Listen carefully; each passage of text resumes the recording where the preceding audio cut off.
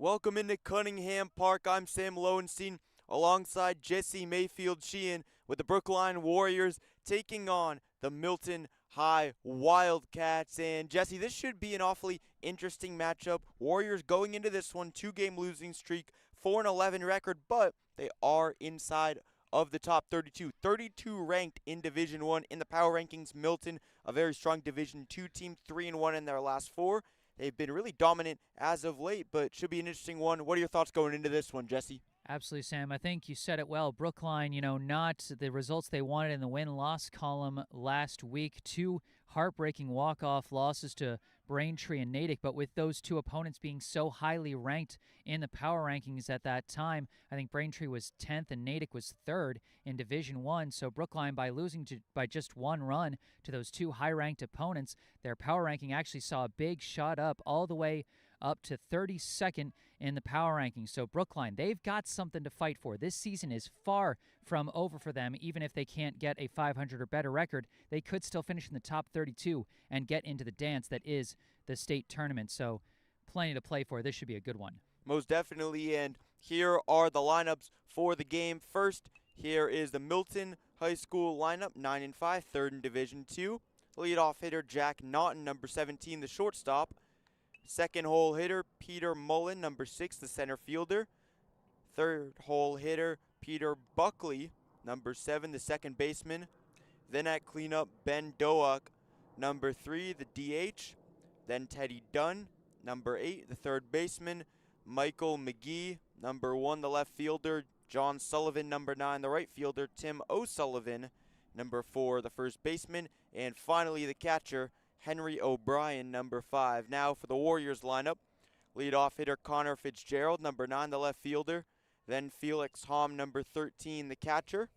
Then Hugh Bollinger, number 2, the shortstop. Thaddeus Gameau, number 4, the first baseman. Wally Lawrence, number 24, the center fielder. Harris Hodgson in at DH for this game. Then Max Kaufman in the lineup for today, number 8, the right fielder. Bryce Hellendrung, the freshman, number 29, the third baseman. And Danny Carballo playing second base for this game at the 9-hole spot, number 30. Yeah, and don't forget the pitching matchup. We got an exciting one there. Number 11, Ryan Kelly, getting the start on the bump for Milton. And for Brookline, Nikolai Rabiner, number 17, the starting hurler for Brookline today, coming off against a big last couple of appearances. Obviously, he came on to get the win in relief against Sharon about a week and a half ago, and then followed that up with a strong 6-inning performance against Braintree to keep Brookline in that game for as long as he could. And, of course, last year he was a big pitcher against Milton, as last year these two teams played in Brookline on May 12th, 2025. Brookline getting that win 6-4, the final. Rabiner pitching 6 2/3 innings in that game to get the win, while allowing 4 runs, 2 of them earned on 6 hits, 2 walks, and 4 strikeouts. So those are lineups, courtesy of Sam and myself. And now, just for a moment here, I'd like to take a moment to talk about our local charity spotlight for today, the Brookline Community Foundation. For over 100 years, the Brookline Community Foundation has been a trusted partner, supporting Brookline by investing in organizations and initiatives that help create opportunity and promote equity for everyone who lives, learns, works, and plays in our community. Among the foundation's many grant programs is the BCF Scholarship Fund for Brookline High School, which provides graduating BHS students with scholarships to help fund post-secondary education. Your help is crucial to supporting these Brookline youth as they embark on the next steps in their educational journeys. Visit brooklinecommunity.org or call 617-566-4442 to learn more about the BCF Scholarship Fund for Brookline High School and how you can make a difference right here in Brookline. Once again, that's brooklinecommunity.org or call 617-566-4442. And all that information is in the description section of the video down below. So definitely something that can help with a lot of high school seniors, and that's very notable for both teams. Is Milton, as you can see, with a bunch of player pictures draped over there. It looks like they're celebrating their senior night game here today. And also very notable for Brookline is one of their key seniors and co-captains unfortunately out for Brookline. Jimmy DiPaolo suffered a wrist injury in the Natick game last week. I think I heard it was while he was sliding into home on a play. Brookline is certainly going to miss both his glove at shortstop and his bat in the heart of the order. He's been a big player for them this year. Most definitely a big power bat for the Brookline Warriors. They'll look to Hugh Bollinger to provide some of that power. A bunch of triples for him, Jesse, this season. He's been an absolute monster. So the top of the first inning, just starting up with the top of the first. Connor Fitzgerald will be due up once things get underway. After him, it will be Felix Hom and then Hugh Bollinger that we were just talking about. Again, Ryan Kelly on the mound.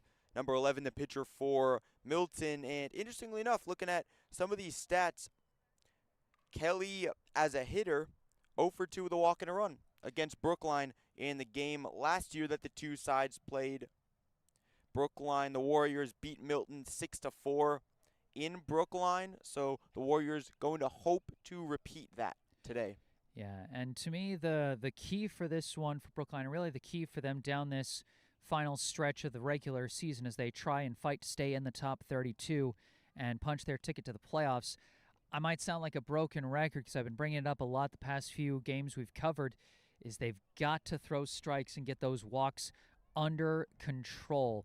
They've already got issued more walks this season than they did all of last year, and they've only played 15 games so far this season, whereas they had 21 last year. They're giving up about 2 more walks per game than they did last year, I think, was about the margin.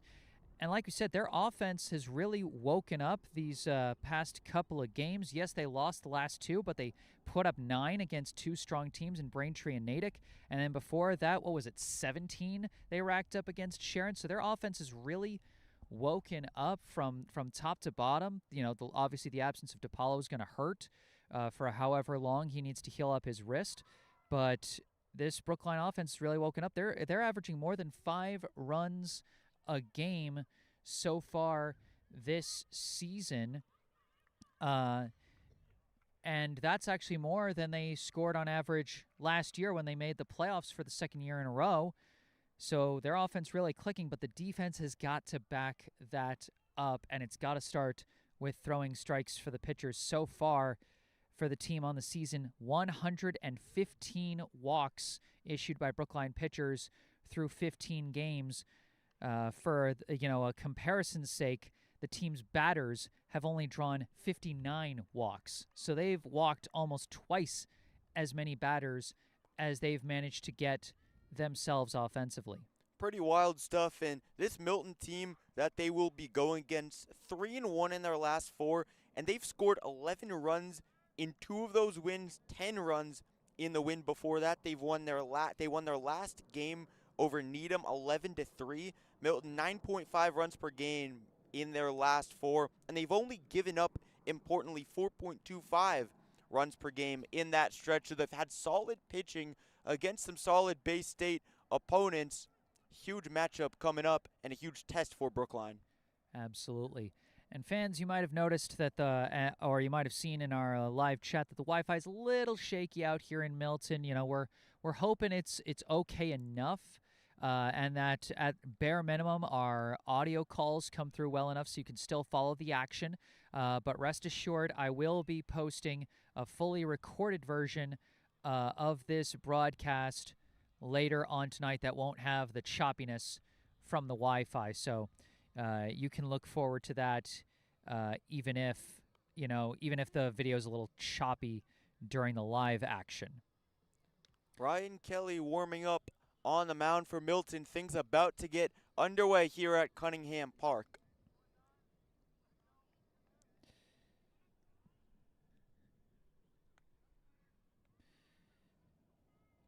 And you mentioned, Sam, some of the stats from last year's game for Brookline. Only 3 batters in their starting lineup today saw the plate against Milton last year. Would have been 4 if not for the injury to DiPaolo.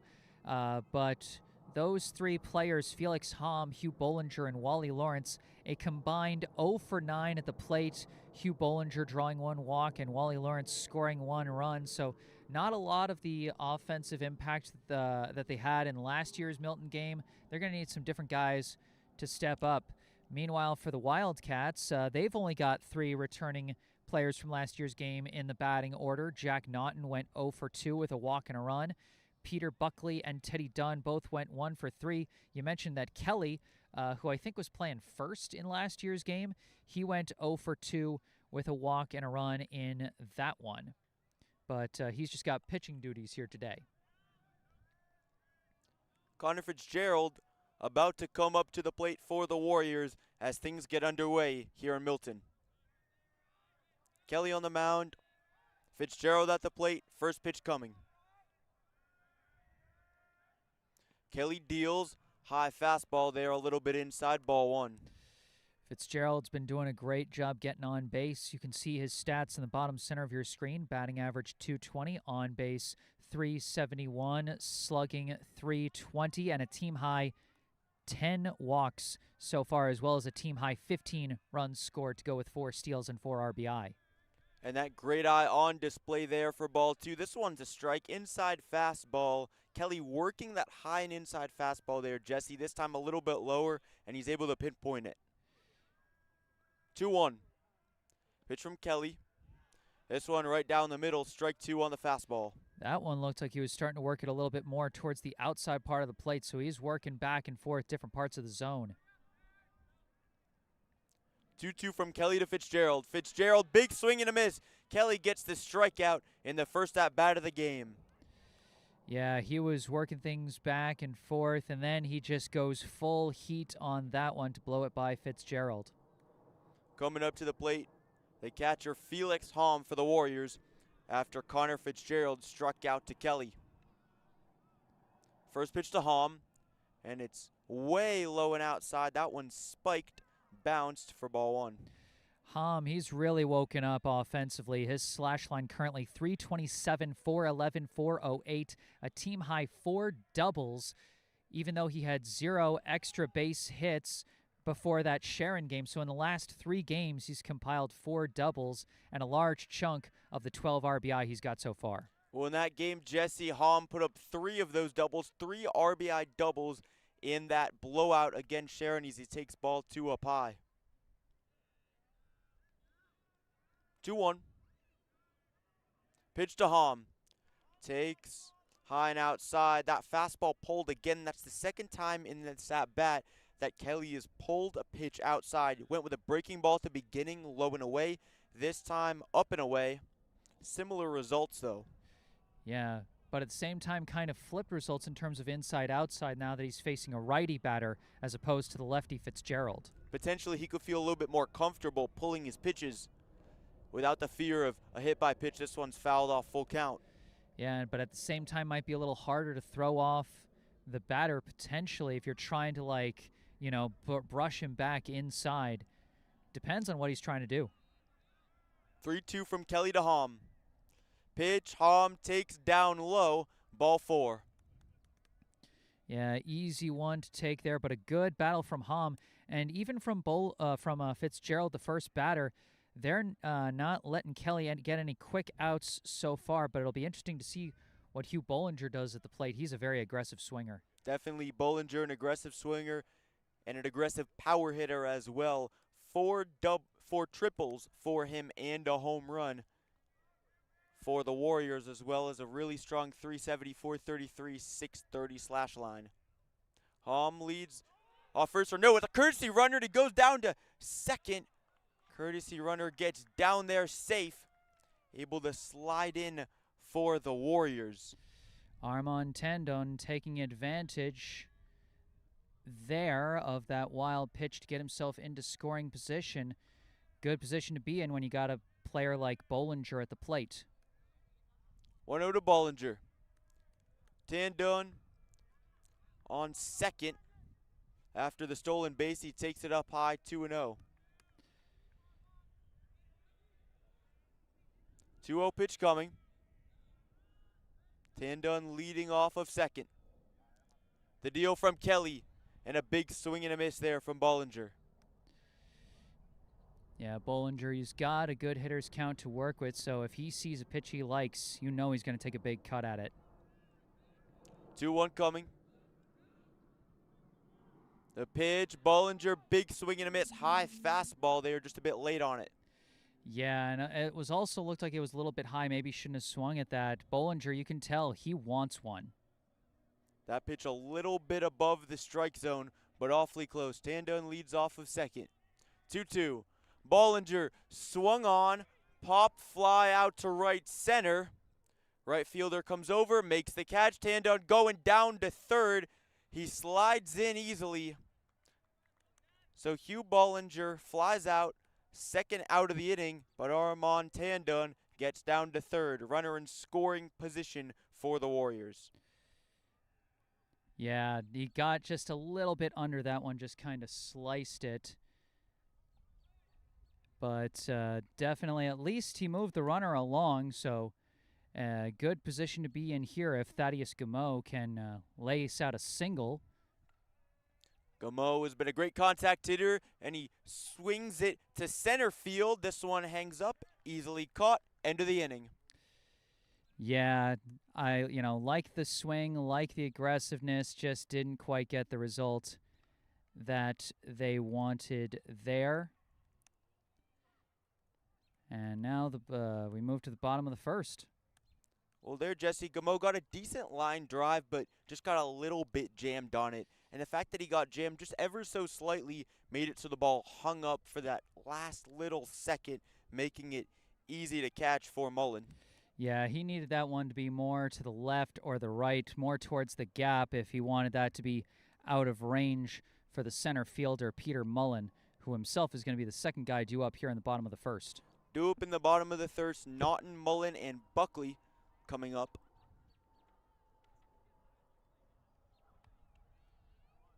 Here as the Warriors warming up in the field, looking to shut things down with their ace Nico Rabiner on the mound. Nikolai Rabiner, he's had a great season for Brookline, as after that first inning, the Warriors put up a 0 in the top of the first here in Milton. Everybody warming up in the field. The Wally Lawrence throws it way deep, and looking at it, this Milton team, they've been awfully solid in the field and even better in terms of their hitting. Nico Rabiner, 7 games, 6 starts, 2-4 win-loss record, 33 in the third innings pitched, 3.99 ERA, 1.65 whip, and 43 strikeouts. Yeah, Rabiner's had his big ups and as well as some of his downs. It's, been a shaky season by his own standards. Not quite as dominant as he was last year, but that kind of dominance is really hard to keep up, especially at the high school level, because each high school season is almost the equivalent of a month of an MLB season, so small sample size. First pitch inside to Naughton, taking ball 1. Yeah, we want to see, if you're a Brookline fan, you want to see him throwing strikes. Got one there. Got one there on Naughton, 1-1. Rabiner comes right back. Yeah, Naughton was looking to try and sneak a bunt single in there, but got one high and in. No chance. Pitch down low this time from Rabiner, working that hard fastball a little bit below the zone. He likes to use that fastball sometimes, Jesse. Almost utilize it similar to how some people use a breaking ball. Swung on into right field, gets beyond the second baseman. Kaufman throws it back into Carballo, playing second today, and a base hit for Naughton. Yeah, good solid contact there, and the one thing you don't want to see is you don't want to see your pitcher getting demoralized by that and thinking he's got to do more than he has to do. Job here is simple. Throw strikes and give the defense a chance to go to work, give the batters a chance to make a mistake. Just keep hitting the zone. Definitely. Well, Rabiner did a good job on that pitch. He did jam Naughton, but just good enough contact with Mullen at the plate. Mullen made the catch in center field to end the top of the first. Now at the plate here, 0-1. Naughton leads off of first. Pitch from Rabiner. Tipped off the knob of the bat there. Came off the barrel a little bit awkwardly, though. Yeah, check swing foul there for Mullen as Rabiner again working the high inside part of the plate, even with now a righty batter as opposed to the lefty Naughton. As Rabiner keeping an eye on him with a runner at first and the leadoff hitter being at first, you suspect he might be a steal threat. Well, Rabiner's gone back there the first a couple times, but not taking too much of lead. This one's fouled off again. Hasn't had to dive back into first yet. That's true. Rabiner still trying to keep him honest. I mean, this is the guy that was trying to sneak a bunt single past him. You know, if he's doing that, then he's confident in his running. He's got a noticeable lead here. 0-2. Pitch taken inside and Looks called like ball one. Yeah, looks like a low ball one there. Hum trying to frame it, but the ump wouldn't give it to him. If it's a borderline call with 2 strikes, they're generally going to call a ball. Mullen looked at it for a while, thought it could have been a strike. Mullen, ground ball chopper to Bollinger. Sliding attempt, he can't get it. And an infield single there for Mullen. Yeah, that's tough there. And, you know, on a play like that, you can't help but wonder if Jimmy DePaulo's out there, does he make it more, at least closer for a play at first base or even a play at second base? But still, Bollinger, a solid fielder in his own right, so hard to say how much of a difference it would have made. Strong sliding attempt there from Bollinger. Buckley at the plate now. After the two potential singles that hit from Mullen. Potentially an E6, potentially an infield single. First pitch to Buckley in the strike zone. Fastball, strike one. Yeah, I'm putting it down as an either or, but if I had to make the call myself, I would call it an infield hit just because, you know, it's to the left. Both runners were probably going to beat any throw that might have been made. Definitely. Strong pitch low and inside from Rabiner. Goes back to the fastball, Jesse. He's really been using his fastball quite a bit. He hasn't really been able to set up the hitters to utilize his curveball, which can be so devastating in getting swing and miss. 0-2. Pitch from Rabiner taken up high by Buckley, ball one. He tried going for a slight breaking ball there, but like less of a break than his more severe one, but Buckley would not bite on the high pitch. 1-2, Rabiner steps off the mound for a second. Yeah, Rabiner, like you said, Sam, one of those textbook guys that uses his fastball to set up his breaking ball for the swing and miss. Or for the look. Pitch down low in the strike zone, called strike 3, first out of the bottom of the first. Buckley strikes out looking. Went right back to that slight breaking ball that doesn't break as much as you might think, and this time that meant it stayed in the zone as he attacked the lower corner with that one. Ben Doak at the plate, number 3, the DH. With Naughton on second, Mullen on first, sends it out to deep left center. Left fielder coming over and he makes the catch. Runner going all the way to third. Mullen, or Naughton, gets in safely. Mullen stays at first. Runners on the corners with the catch there in left from Connor Fitzgerald. Yeah, simple fly ball there. Aggressive base running from Naughton, going for third on a fly out to left. And now an interesting situation here with 2 outs and runners at the corners. After Doak flied out, coming up to the plate, Teddy Dunn, the third baseman, was 1 for 3 in the game last year against the Warriors. Swung on. High fly ball to right center. Lawrence going back, and he makes the catch. Bobbled it for a second, but he's able to corral it, and it ends the inning. Well, just giving people a little bit of extra excitement at the end of that one, but ultimately, that just shows exactly what I was talking about. Pitch to contact, you know, give your fielders a chance to make plays behind you and give your opponents a chance to make mistakes in front of you.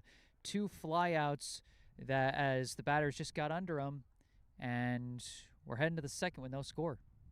100% there. Wally Lawrence juggled it for a second, but the senior able to make the catch. And speaking of Wally Lawrence, he will be due up for the Warriors.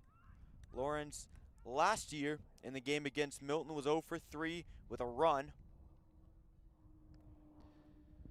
Yeah, but Lawrence, I feel like he's really unlocked another level of his offense so far this season, as might as well just put the stats right here while we wait. You know, his batting average and slugging percentage might not be the highest, 190 batting average, 214 slugging, .320 on-base percentage is solid, if not, amongst the best on the team. But he's found a lot of ways to contribute offensively. Tied for the team lead in steals with 5. 9 runs scored, ranks among the best on the team. I believe he's 4th on the team in runs scored there with 9. And while he's in the second half of the order, still got a solid number of RBI with 5. I believe he ranks, I think, 5th. Yeah, 5th in that category. So he has been finding ways to contribute offensively where he can. His bat's gone a little quiet of late, but he's got the potential to get things going, especially when he gets on base. Well, the varsity soccer captain coming up to the plate, Wally Lawrence, to start the second inning. Kelly on the mound, pitch inside there, low and inside. Lawrence tried to jump out for a second to draw a ball, did not work. Kelly able to tag the corner for strike 1. The 0-1 went to the same exact spot, and he gets the same call. Boy, that's tough. But, you've got to figure out what this ump's strike zone is going to be so you know what you can draw and what you have to swing at. 0-2, Lawrence takes down low just below the strike zone. Awfully close there, Jesse. Yeah. And you mentioned Lawrence, a captain of the soccer team, also a captain here on the baseball team. He's a veteran respected for his leadership. 1-2 pitch, Lawrence chopping ground ball over to second. Throw to first. That's the first out at the top of the second. Yep, just fielded well. It was almost towards the gap there, but well within range for Peter Buckley. As, that one not fast enough to sneak through the gap into right field, not slow enough to give him a chance at an infield single. Just results in an out. Hodgson at the plate now for the Warriors. Strong play from Buckley. Hodgson, 200 average, 310 on base percentage, 200 slugging, 4 runs, 4 RBIs. First pitch to him, way high and inside. Fastball called ball 1. Was that the first pitch or the second pitch? I couldn't tell if when we were may have been the second. Setting things up, if that was the second pitch. But my spidey sense says it's the second. Oh, well, we got to trust the spidey sense then. Of course, you have to. Pitch coming to Hodgson. Taken just inside there for presumably ball 2. Yeah, it's either 3-0 or 2-1, assuming we trust the spidey sense. Pitch coming in. It was 3-0. The spidey sense was right. It was right. Ball 4, Harris Hodgson walks. There was an extra ball on the count, and the Warriors have a runner on with Max Kaufman coming up to the plate. I never should have doubted you, Sammy Parker. You've got the great power, and with that comes great responsibility. Exactly. It's all about the timing. It's the secret sauce to the spidey sense. Throw is way wide. Harris Hodgson going down to second. And he stands up. Huge mistake on the pickoff attempt down to first from Milton with the errant throw from Kelly. Yeah, that one's just a gimme for Brookline. They'll take that every time, but last inning they managed to get a gift runner to second and weren't able to do anything with it. It's imperative they get a big base hit here. Runner on second for Max Kaufman, fouls it off 0-1. Kaufman's had his ups and downs in terms of putting the ball in play. 167 is average and slugging percentage, but his on base a solid 342 to go with a tie for the team lead for steals with Lawrence with 5, as well as 8 runs and 6 RBI. 0-2 now to Kaufman with Hodgson on second.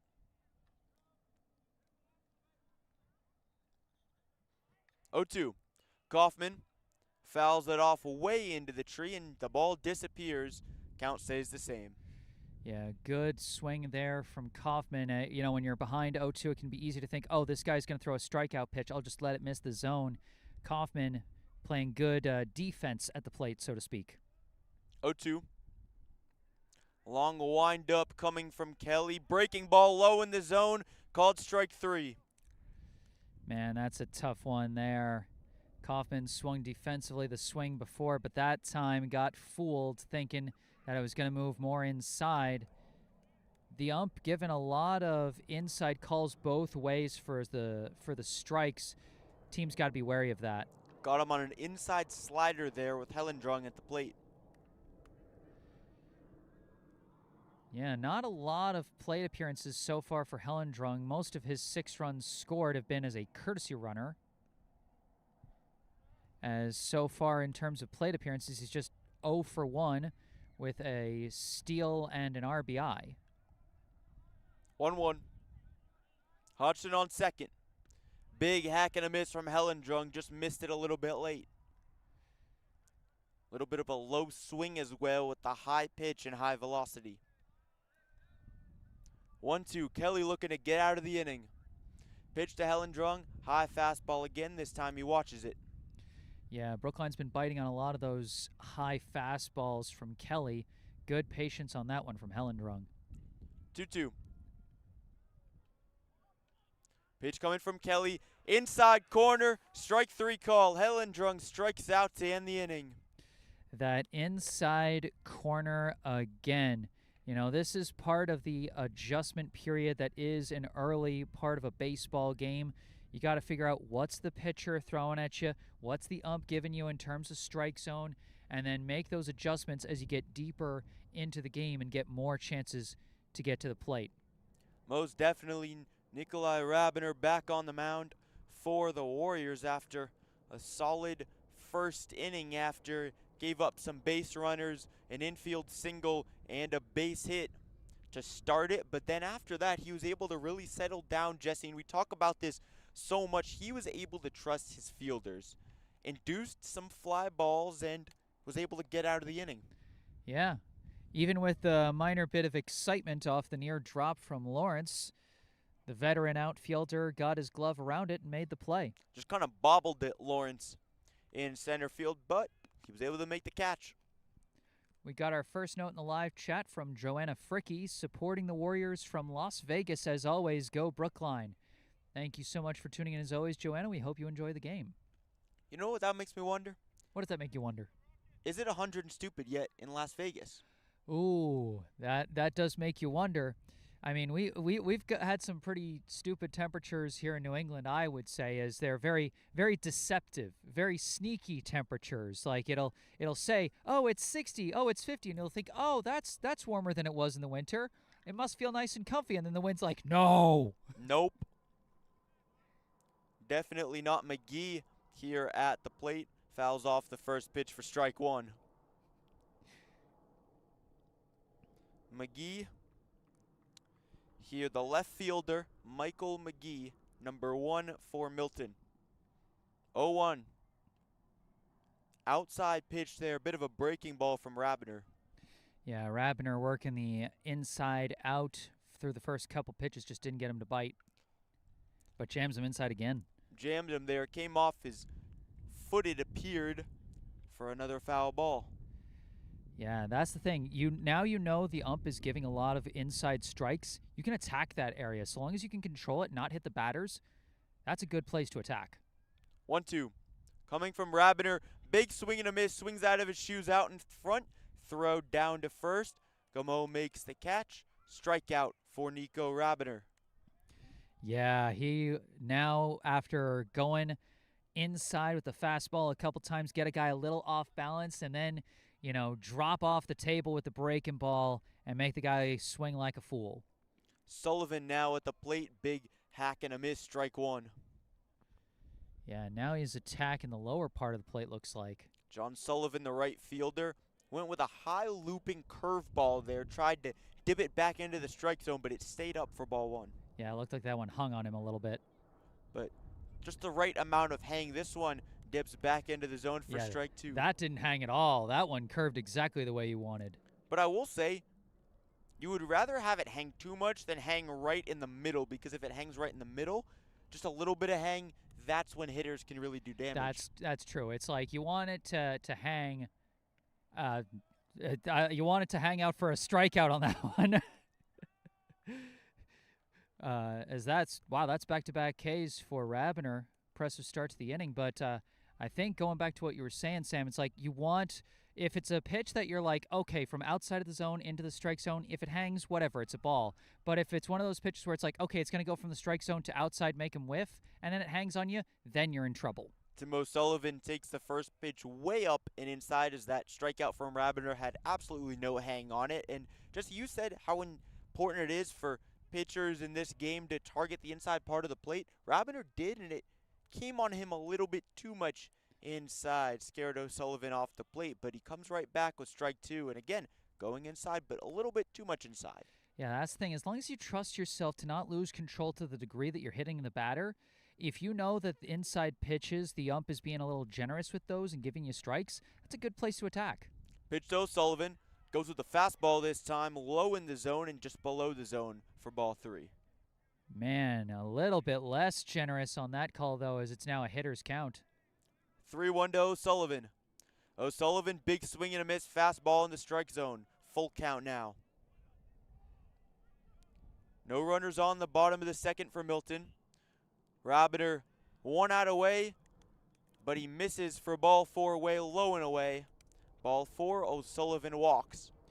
Yeah, that one, he tried to blow the fastball by him, but it slips out his hand and goes low and away.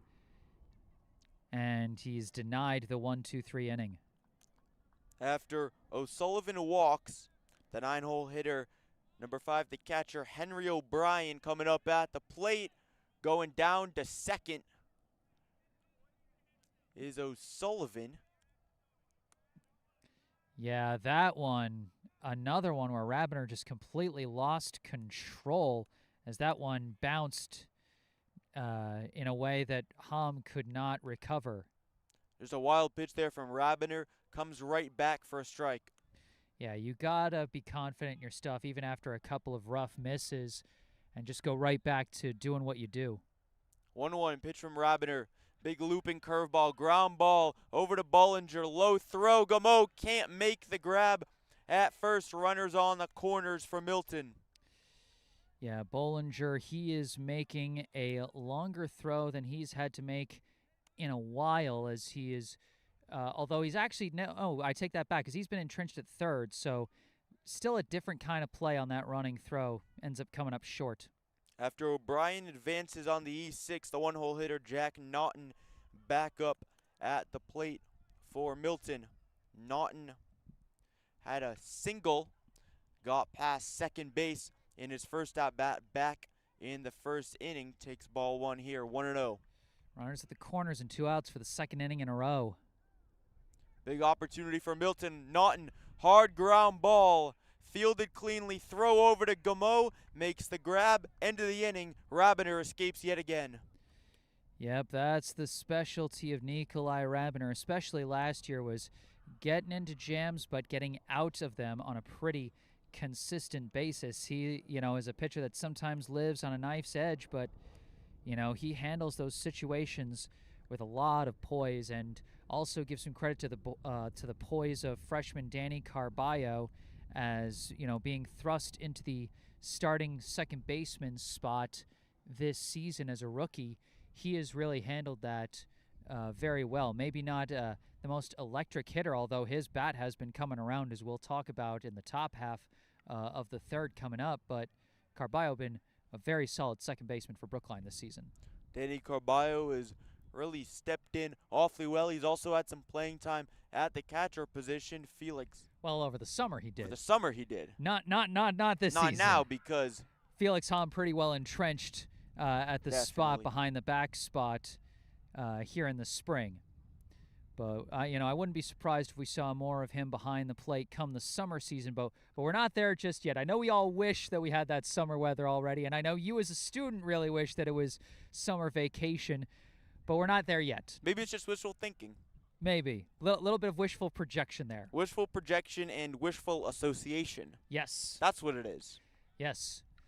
Yes. Very good, Dr. Freud. I think we've diagnosed this most excellently. Perfectly diagnosed. Listen, we had fun with math during the sharing game. Why can't we have a little bit of fun with psychology here? Dr. Jesse. MD, PhD. AP Psych coming right up. Carballo at the plate now for the Warriors. And he takes inside for ball one. Carballo, his numbers may not look the most impressive when you look right at him, but those were almost all zeros a couple weeks ago, so he has really found his form the last few games. Carballo fouls it off for strike one. Batting average 133, on base 212, slugging 167, 2 steals, 5 runs scored, and 4 RBI. Pitch from Kelly, fastball low in the zone, and he gets the call. The umpire's been calling some of those pitches strikes, that one just barely in the strike zone, but it's been awfully borderline so far in this game. Goes low yet again, this one, bit of a breaking ball for ball two. Well, what's important to consider is the height of the batter is so important, not just in how high your strike zone is, but also how low it is. If your knees are closer to the ground, you're going to have a lower strike zone. 2-2. Pitch from Kelly. Carballo check swing. No, he didn't. And he strikes out. Called strike three, despite the check swing from Carballo. I couldn't tell if they called that it was in the zone or if they decided that he had gone around, but either way, the result is the same. Now the one-hole hitter, Connor Fitzgerald at the plate here in the top of the third inning. 1 out. It's been really a pitcher's duel throughout, despite the fact that Nikolai Rabiner has faced some base runners, got into runners on the corner situations in both the first and the second inning that he was able to get out of by trusting his fielders. Fitzgerald takes 2 balls in a row to start it, and Jesse, that's the big thing with Fitzgerald. Such a fast guy and such a disciplined hitter. That's why he's such a good leadoff hitter for Brookline. Absolutely. He doesn't lead the team in walks and runs scored for nothing. Fitzgerald popped up and foul. And you talked about the pressure situations that guys have gotten out of. Both of these teams have gotten a runner in scoring position every inning so far in this game. But so far the pitchers, Rabiner and Kelly, have been hunkering down and escaping with no score. They've been able to shut things down. Strike 2 there on the inside part of the plate. Fitzgerald, his last time up, went down on strikes. He's got to be careful here. 2 strikes against him. 2-2. Fitzgerald fouls it off. And Jesse, this Milton team, their pitching has been awfully solid. We talked about how their hitting has been really good as of late, but only 4.25 runs per game allowed in their last 4. They lost their only game in that 3-1 stretch to Framingham 7-6. They've been in every game. Awfully competitive. 2-2. Pitch coming. Low in the zone, a little bit out of the zone. Tried to tag the bottom outside corner. Big payoff pitch coming here. 3-2. Pitch from Kelly. Fitzgerald takes strike 3. That's the tough thing about Fitzgerald sometimes. His patience means he's going to get a lot of long at-bats, but he's also going to have a high number of looking strikeouts. You know, it's the benefits and the drawbacks of his style as a batter. Definitely. Felix Hamm now at the plate.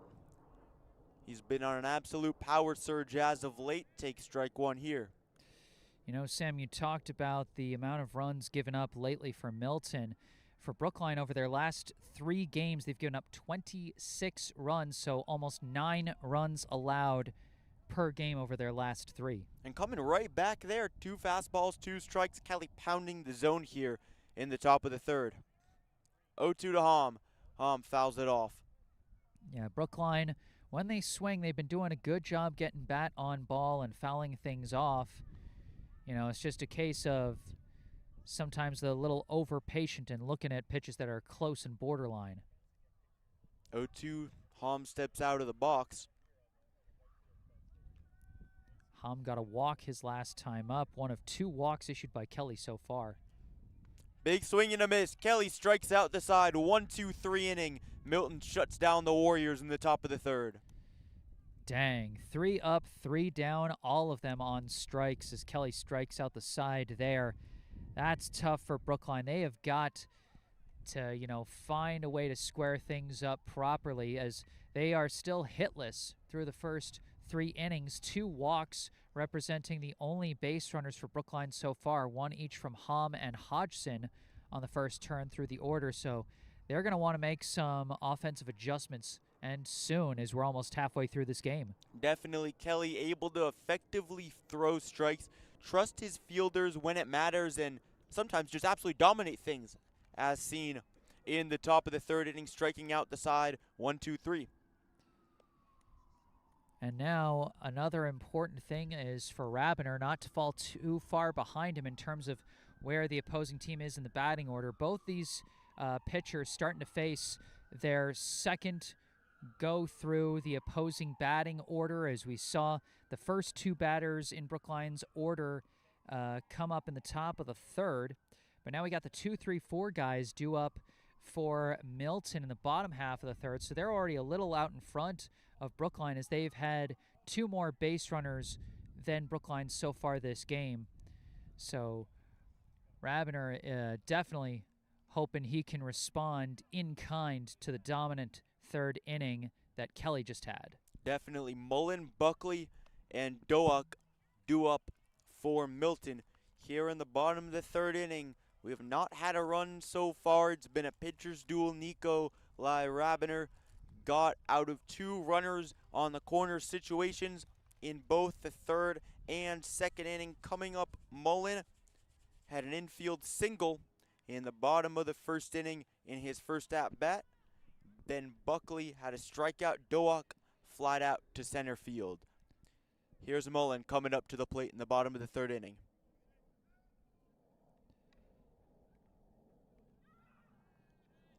Rabiner sets. Down low, got behind Felix, saw may have crossed him up a little bit for ball 1. Yeah, Rabiner has had some tough misses vertically, up high and down low the past couple innings, but when he's got his stuff going, it can really work. But that one just outside. That pitch just a little bit outside, trying to command the fastball horizontally despite his vertical challenges that he's had. And there's some more. Tried to go up and away there, but that one called a strike. Yeah, that one hit his spot. Able to hit his spot and hits it right again. That's the thing with Rabiner. Even if he allows a hitter to get into a good count, he's so good at shutting him down and coming right back. And it was a ball. And it was ball 4. It was ball 4. That was not a strike. I must have missed a pitch there. I thought it was ball 3. I thought it was a full count, but I guess not. I must have missed a pitch in there somewhere. The Spidey sense strikes again. Well, Spidey sense did nothing for me there. Well, the Spidey sense. Where was yours? I must say it was a little bit halfway, because I was saying that's a ball up and away. Well, I thought it was a ball strike. too. That wasn't my confusion. My confusion was I thought it was ball 3. I saw you put a strike on the. No, I was 2-2 is what I had it as. Are you saying that one of the strikes I gave was a ball? Yes, one of the strikes. Here's a bunt attempt from Buckley, goes foul. Okay, yep, okay. One of the strikes was a I ball. think That's why. Oh, okay, gotcha. It wasn't 2-2. It was 3-1, and that was why. Sometimes the ump reaches up to adjust his face mask with the same hand that he reaches up with to show a fist to signal strike, and it throws me off. One of the really interesting things. Here's another bunt attempt. Down low, runner going to second, throw to first. They got the runner at first base. Buckley is out, so a sacrifice bunt successful. Mullen gets down to second. Yeah, very simple. Did his job there, moved a guy into scoring position.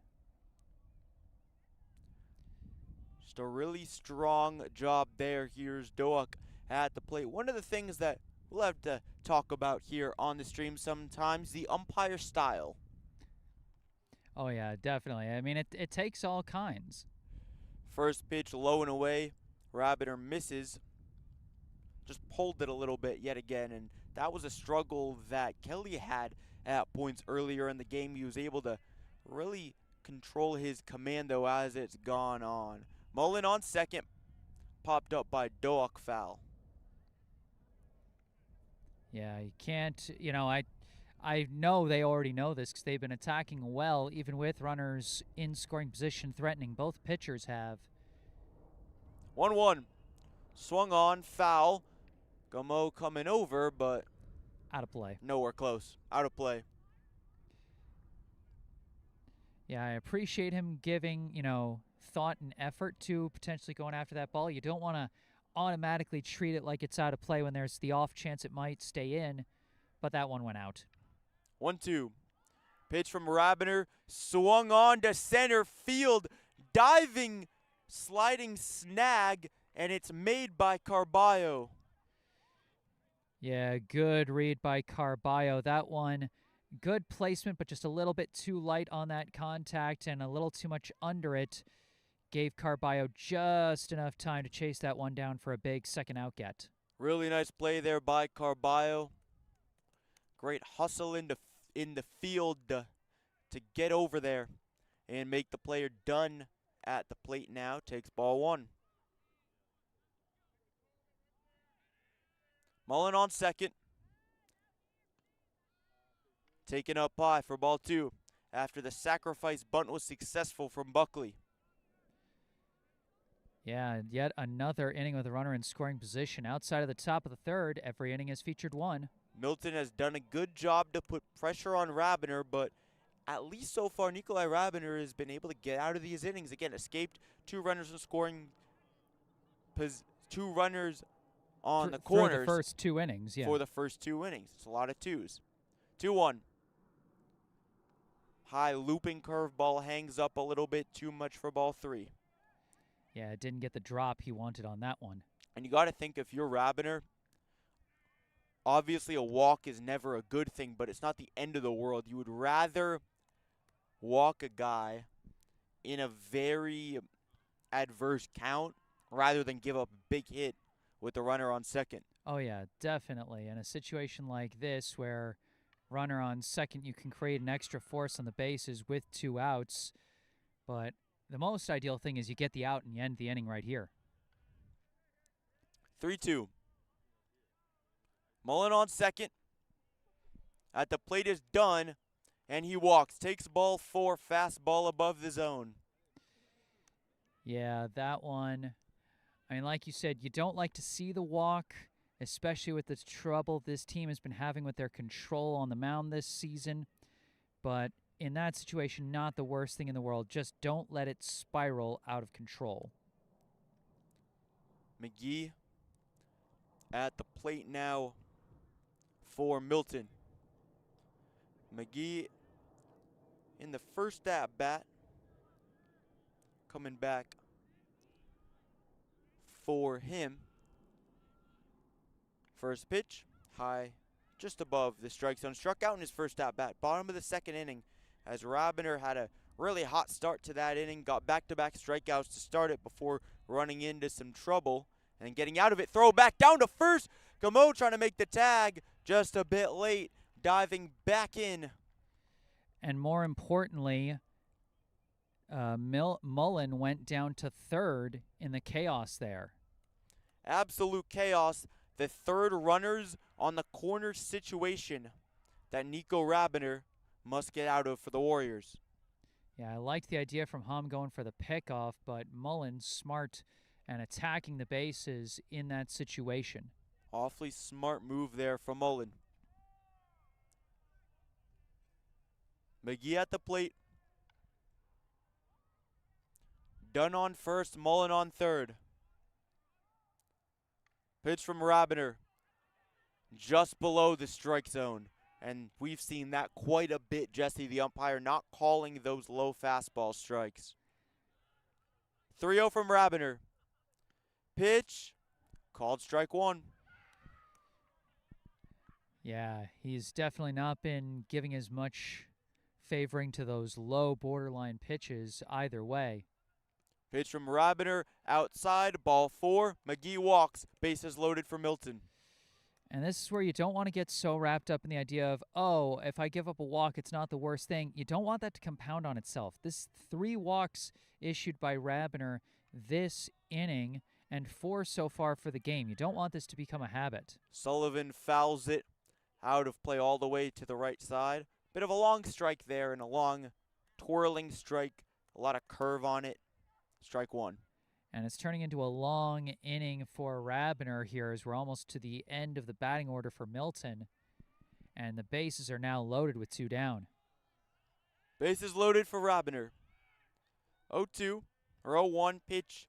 Rabiner able to dip it back in. Sullivan takes ball 1 there, and the count is 1-1. 1-1, big hack and a miss. Curveball got him out in front. Yeah, that one just dropped off the table but fooled Sullivan completely. 1-2 pitch to Sullivan. Bases loaded. High fastball just above the strike zone there. Rabiner was trying to end the inning. Yeah, trying to mix it up after the low dipping curve, but he didn't bite. 2-2. Pitch coming. Fouled off. Yeah, they're giving Rabiner a fight here.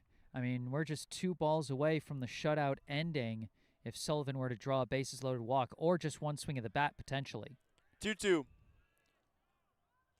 Sullivan sends it out to right center field. Lawrence coming over. He makes the catch, and Nico Rabiner gets out of his 3rd jam for the Warriors.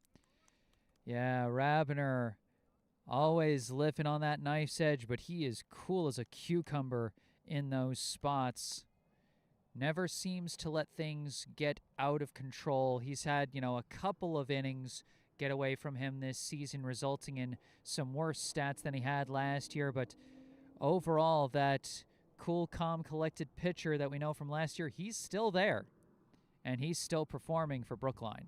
Definitely, Rabiner had an unbelievable statistical year last year. He's been solid for the Warriors. Came into this game with a 3.99 ERA, and again, you have to take into account that's with 7-inning games, not 9, so really good stuff from him, but obviously not the statistical numbers that he had last season.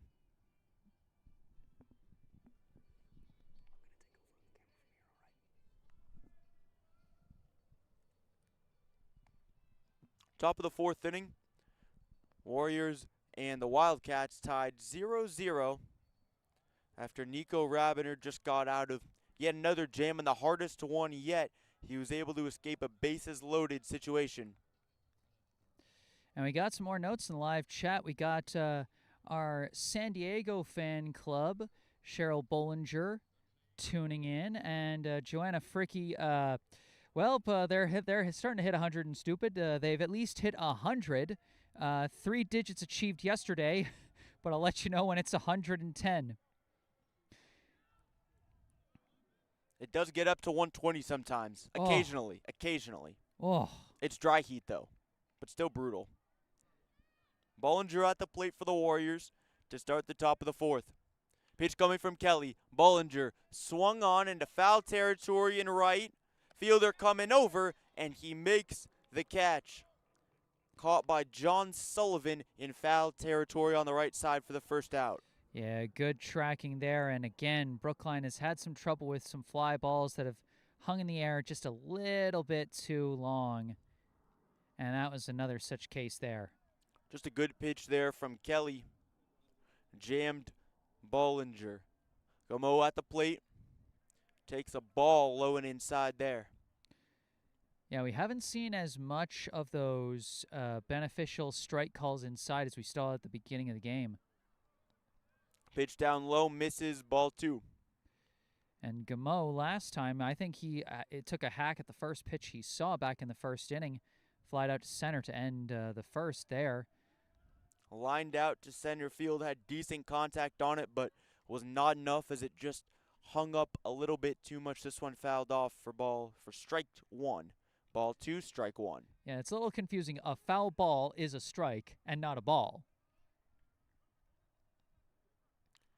Gameau, ground ball over towards third, bobbles a little bit, and Gameau stands up, able to easily get down to first. Well, it started as bobbling a little bit, but then he kind of bobbled a lot of it as he wasn't able to recover it with his bare hand. And you know what? The way the last inning went for Brookline, you'll take a base runner any way you can, even on an E5. Dunn unable to make the play at third base, and Gameau hustling it out, easily gets down to first. Lawrence at the plate. Takes a fastball low and away for ball 1. Lawrence last time, he grounded out to second. We know he can leg out something if he puts the ball on the ground, but they would definitely prefer he put something in the air here for a base hit to the outfield or even a walk, something to move Gameau along into scoring position. And while Lawrence was playing limbo there, had to duck out of the way, high and inside. Jesse, you talked about it earlier. The umpire's been calling those high and inside pitches strikes, but so important if you're the pitcher to keep that commanded. Yeah, and also I feel like we've been seeing less of him. The ump might be adjusting his strike zone a bit after the early parts of the game. 3-0 to Lawrence. Gameau on first. Lawrence takes up and inside fastball, 4-pitch walk, first and second for the Warriors. Oh, and Lawrence, the little prankster that he is, always pulling out that I'm going to show bunt when it's a 3-0 count because I'm just going to pull it back no matter what you do, but maybe it'll throw you off a little bit and cause you to miss. And it's worked enough times that, hey, why stop doing it? It works for him quite a bit. Hodgson at the plate now for Brookline. Gameau on second, Lawrence on first. First pitch from Kelly. Hodgson showing bunt, lays it down left, but it goes foul. Yeah, this is definitely a textbook situation for a bunt with runners at first and second. I honestly might prefer that Hodgson send it up the first baseline rather than third baseline, limit the possibility of them trying to throw out the lead runner, but it also depends on what the pitcher gives you. And also, if he's able to get a drag bunt, could be extremely deadly. 0-1 after the bunt foul ball, big swing and a miss on a breaking ball. Gameau thought about stealing for a second. Well, he couldn't. It was a foul. He got a piece of it with his bat, with the ump threw both hands up, like in a don't shoot type of pose, signal the dead ball. Thought about stealing, but because of the foul ball, he could not. 0-2 coming to Hodgson. Hodgson swung onto the opposite field. Left fielder coming over, and it drops in for a hit. Gameau slides down to third, bases loaded for the Warriors. Single for Harris Hodgson. He bloops it into left field. Yeah, that was some really lucky placement in fair territory in no man's land there by Hodgson. And some good fundamental base running from Thaddeus Gameau, moving as far from second to third as he felt comfortable that he could tag up if the left fielder caught it, but also far enough that he could make it to third in time. Kaufman at the plate for the Warriors. Bases loaded in the top of the fourth with one out. Pitch from Kelly. Low and inside, fastball, strike one. Yeah, this is Brookline's best offensive opportunity so far today. They've got to take advantage. 0-1 to Kaufman. Takes ball one. Kaufman, his last time up, he went down on strikes. That's definitely not what you want to do here. You want to put this ball into the outfield for a hit or a sac fly. 1-1. Pitch to Kaufman. Takes a fastball way high, 2-1. Kaufman has also been pretty solid in the on-base department with drawing free passes, and a free pass here would bring in the game's first run if he could draw two more balls. 2-1. Pitch coming, big hack and a miss by Kaufman. Fastball there, dialed up from Kelly.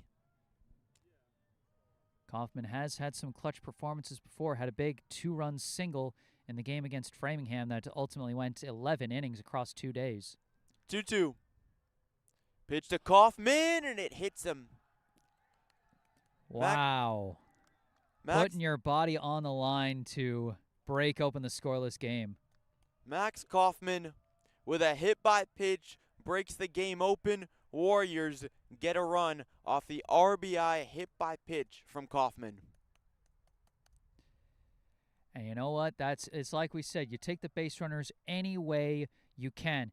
Brookline's had just one base hit so far this inning, Sam. We've had a walk, a hit by pitch, a reach on error. Even the single was a bloop single dropped in no man's land. But you know what? Runs all count the same. Whether it's a home run or a bases loaded hit by pitch, it gets you one run all the same. So you just find ways to generate runs however you can, especially here at the high school level. Definitely. Hellendrung at the plate after the RBI hit by pitch from Kaufman. Lawrence leading off of third, trying to mess with Kelly. Takes strike one is Hellendrung. And this is an interesting situation for Hellendrung to be in. Only a couple plate appearances to his name in his high school career so far. And he's in a tight spot here. Kelly attacking the strike zone. Strike two there.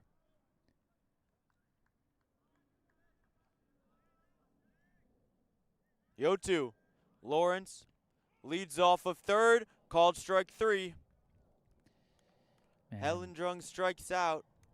That's tough there. You'd like the young kid to at least take a cut at it there, but you know, still a chance here in the inning. Carballo at the plate, lines one foul. And back-to-back freshmen at the bottom of the order for Brookline. But Carballo's had some big hits the past few games. Maybe he's got one more in him here. Help break the score open. Potentially had his first ever high school hit in the Sharon game that we covered together. A big double, and Carballo gets hit. Second RBI comes home. Second RBI hit by pitch. 2-0 Warriors. You take it however you can get it, Sam, and, you know, sometimes you have to take it with a little bit of sting, but, you know, Brookline happy to be on the board. Pain for the team. Danny Carballo gets an RBI there. Yeah. Well, pain for the man, benefits for the team as they got the scores. He took the pain for the team. Yeah, he takes the pain, the team takes the run. Connor Fitzgerald now at the plate, and makes me wonder, man, this is something else. An incredible rarity. 2 RBI hit by pitches. Fitzgerald, hard ground ball down the third base line, but foul. What does it make you wonder, Sam? Makes me wonder how rare it is for a team to have 2 RBI hit by pitches in the same game, and even more, to have those RBI hit by pitches to be the only RBIs in a game so far. And not just the same game, but the same inning. Same inning. Yeah. Someone put Tim Kirkjian on that one. I'm about to start probability in class. Makes me wonder about that. More math with Jesse and Sam. 1-1, high and outside, ball 2. Yeah, and this is a situation, if you're Ryan Kelly, you don't want to let things cascade too much out of control. Your control is slipping away from you, but if you can get a third out here, you can salvage something. 2-1. Pitch from Kelly. High. Ball 3. If there's one batter that can take advantage of a pitcher losing his control, it's Connor Fitzgerald. That's a guy that's not going to give you any gimmies. If you're missing the zone, he's just going to let you make those mistakes. 100%, 3-1. Bases loaded for the Warriors. Pitch from Kelly. Fitzgerald takes strike 2. Inside part of the plate there. Middle low. Yeah, that looked like it was the outside part of the plate to me. He was leaning over looking at it, it looked like to me, but maybe I saw it wrong. 3-2. Fitzgerald, hard shot to third base, and it's made. What a catch. Oh, man, just a little behind that pitch, sent it third base side, and a good reaction at the hot corner there from Dunn.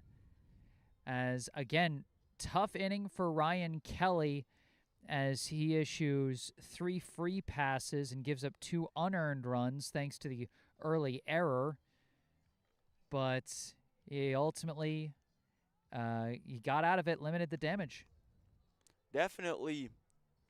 Kelly, despite giving up 2 runs, both on RBI hit by pitches, able to really limit the damage, all things considering, and the fact that he was struggling with his control, but able to mitigate things, and still Milton only down 2-0 to this Warriors team.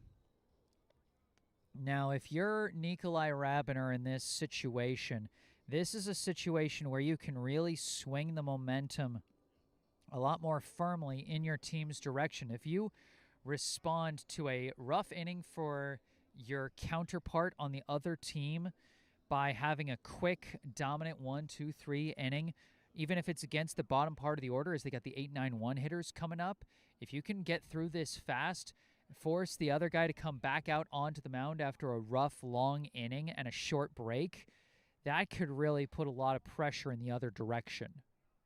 You bet. Rabiner back on the mound. Had to get out of difficult situations in all 3 innings that he pitched. Runners in scoring position in all of those innings. Runners on the corners in the first and second, and a bases loaded jam in the third. all that he did not give a single run up in. O'Sullivan at the plate. 2 quick strikes from Rabiner.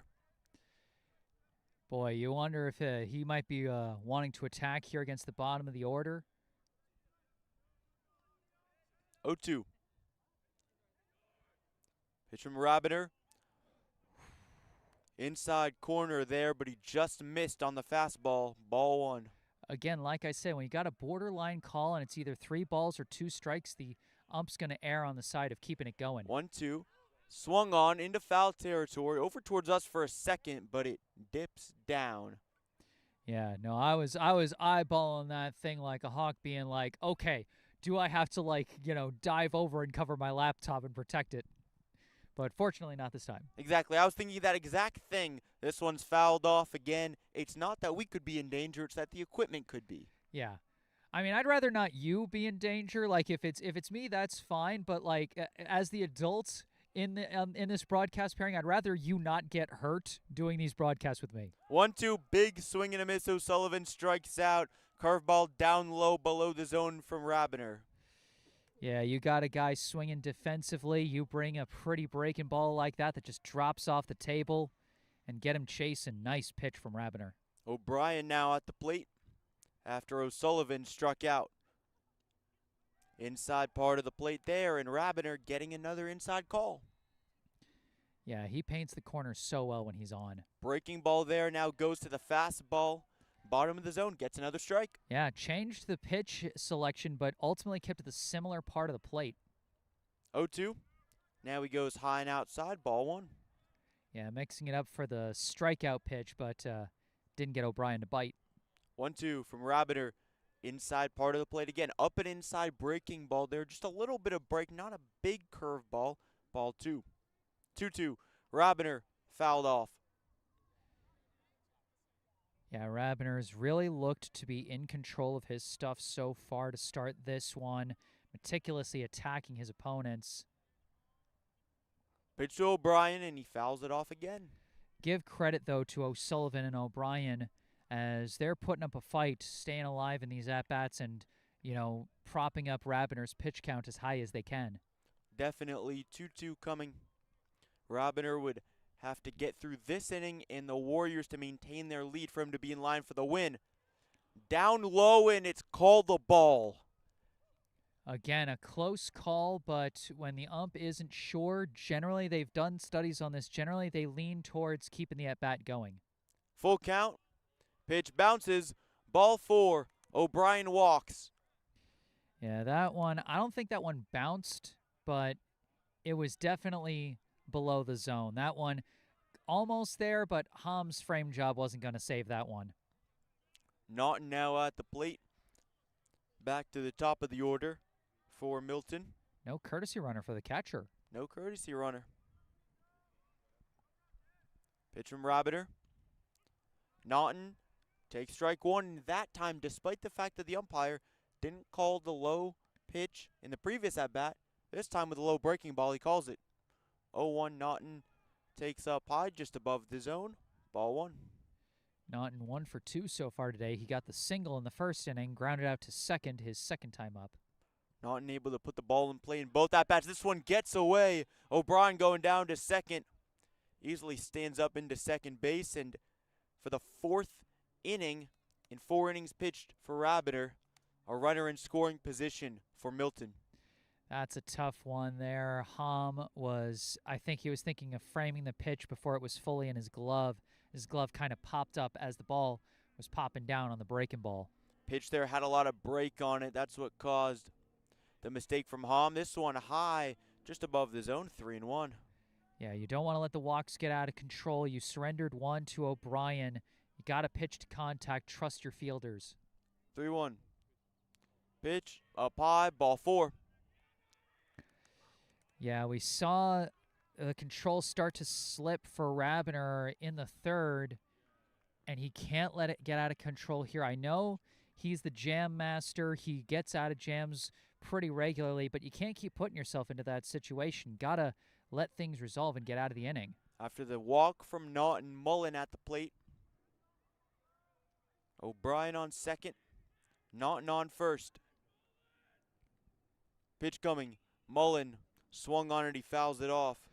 Mullins reached base safely both of his plate appearances so far today. Got the infield single his first time up. Drew a walk his second time up. He's been left stranded on the bases both times. Rabiner readies. 0-1 pitch to Mullen. He deals inside curveball, called strike 2, and that was close. Mullen was thinking hit by pitch the whole way, but Rabiner got the movement he wanted, snuck that one into the inside corner. Just able to sneak it there. 0-2 after the curveball. The 0-2 high and inside fastball jammed and foul.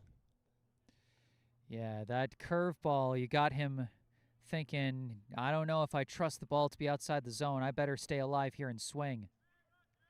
That was a wiffle ball pitch. Had a ton of movement on it. 0-1. Swung on, ground ball, third baseline foul. Yeah, count stays 0-2 after that one. And again, the Milton batters this inning giving Rabiner a lot of fight here, not giving him any easy outs. Definitely. 0-2 pitch coming to Mullen.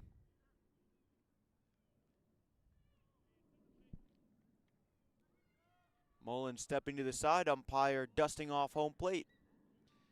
Yeah, there's been a lot of close calls on the corners, so he wants to make sure he sees the plate as well as he can. Always important. 0-2 pitch coming from Rabiner to Mullen. Runners on first and second for Milton. Rabiner deals, swung on into right center, gets down for a hit. Kaufman grabs it with his left hand, throws it in. Run scores with the slide in from O'Brien. It's 2-1. That's tough there, but that's why you can't let the walks get out of control. They put you in a situation where you can't give up that blooping single to right, as that was just a good piece of hitting from Mullen. And a nice grab, though, in right field by Max Kaufman. Caught it on a hop there and prevented further damage. Buckley now at the plate after the RBI single from Mullen.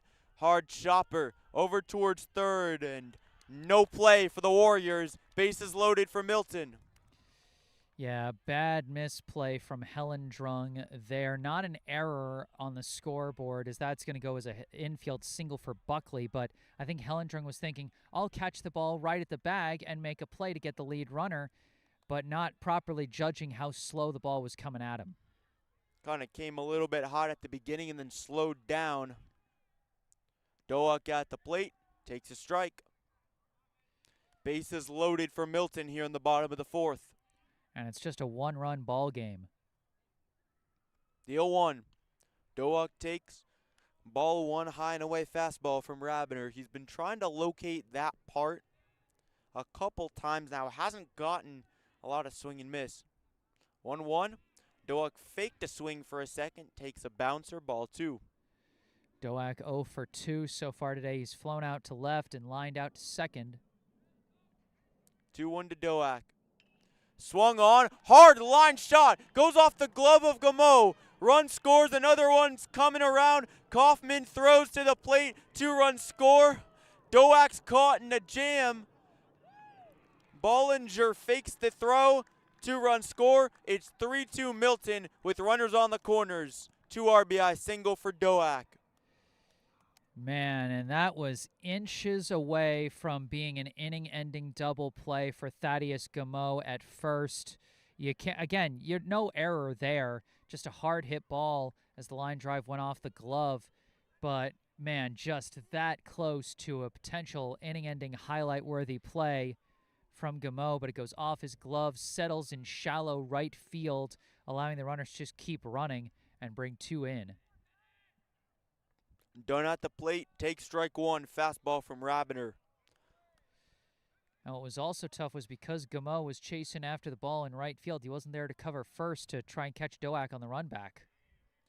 Fastball down and away for ball 1. Runners on the corners for Milton after the 2 RBI single from Doak, with Buckley on third and Doak on first. Up and inside fastball, and these Milton hitters have done a really good job, especially as this game has gone on, at laying off these high pitches from Rabiner, the high fastball attempts.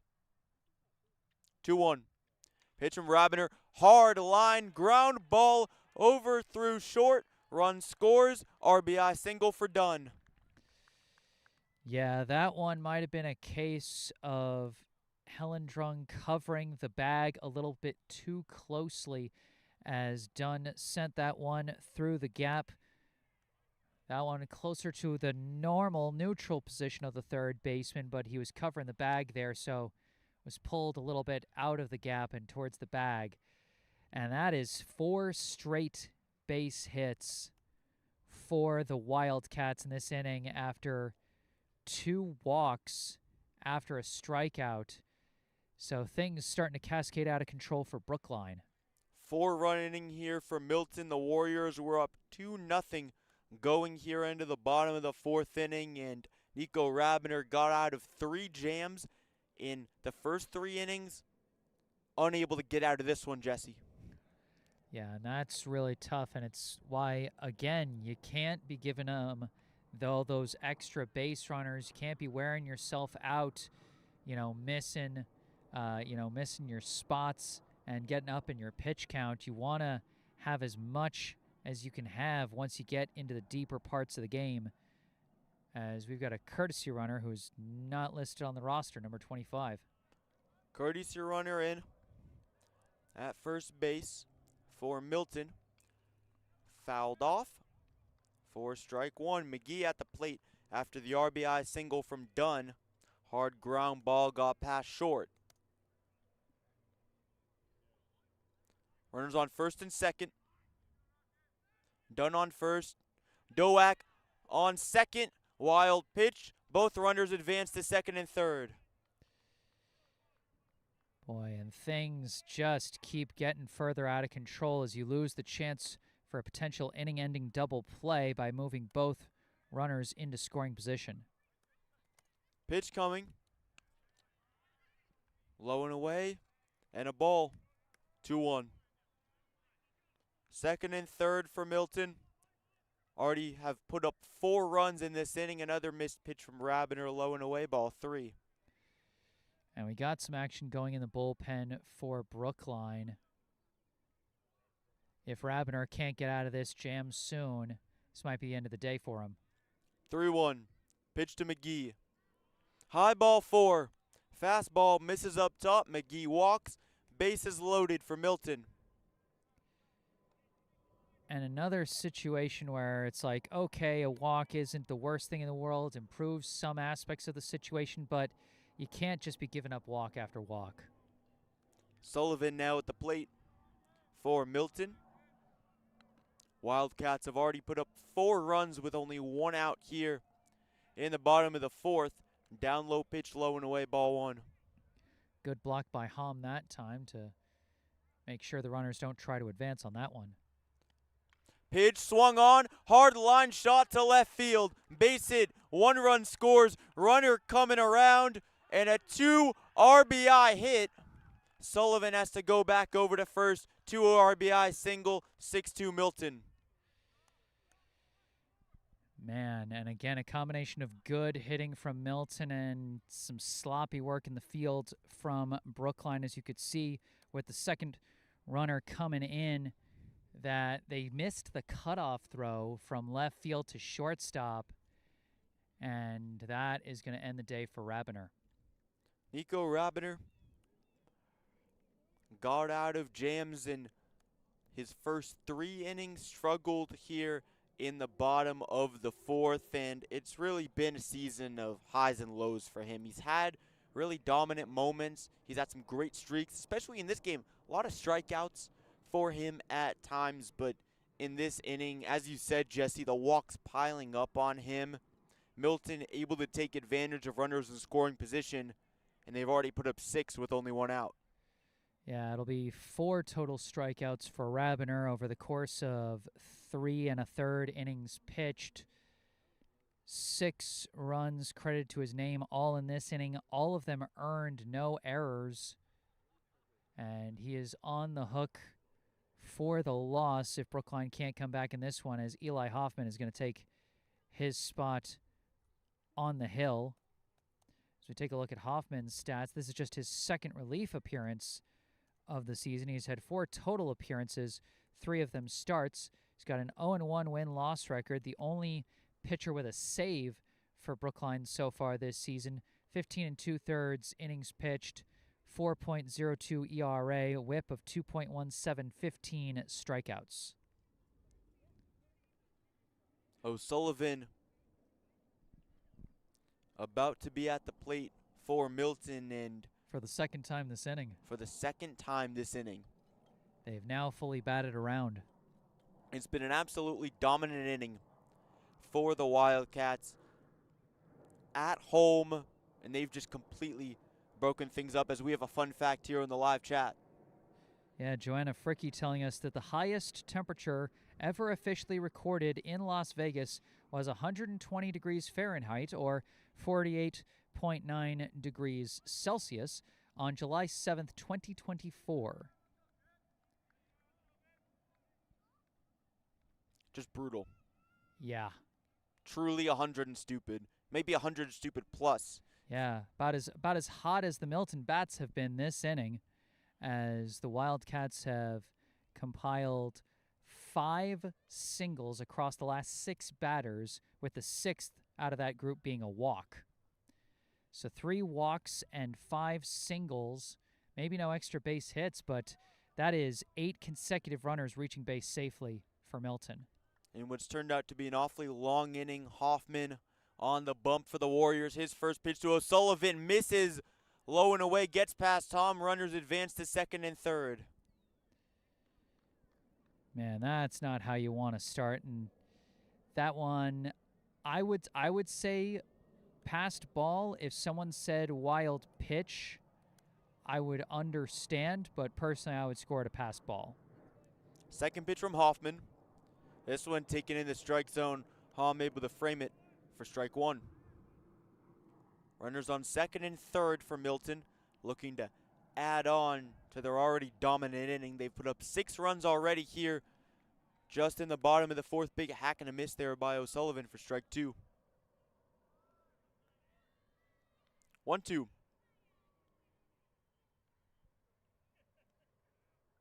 Pitch coming from Hoffman.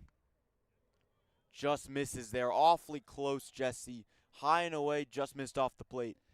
Yeah, Brookline's got their whole infield pulled in. If a bouncing ball gets to any of them, they're going to try and go to the plate to try and catch McGee. 2-2. Fouled off. And boy, that's been the story of the inning for Milton. They've been giving battle after battle at the plate. A lot of 2-strike pitches fouled off by Milton this inning. And this Milton team, they've had awfully hot bats as of late. Not just in this game, but 3 out of their last 4 games, they've either scored 11 or 10 runs. But this time, Hoffman able to be an antidote to that. O'Sullivan strikes out looking high and inside corner. Second K for O'Sullivan this inning, and second out for Milton. O'Brien now at the plate for Milton, takes it low and inside. Ball 1. And O'Brien was the one who got this rally started with a 1-out walk. It just goes to show, when you're facing the lower part of the order, you've got to attack. If you give free opportunities, the top part of the order is going to come around and they're going to attack. Inside corner, low and inside, strike 1. Hoffman able to locate his fastball there. 1-1.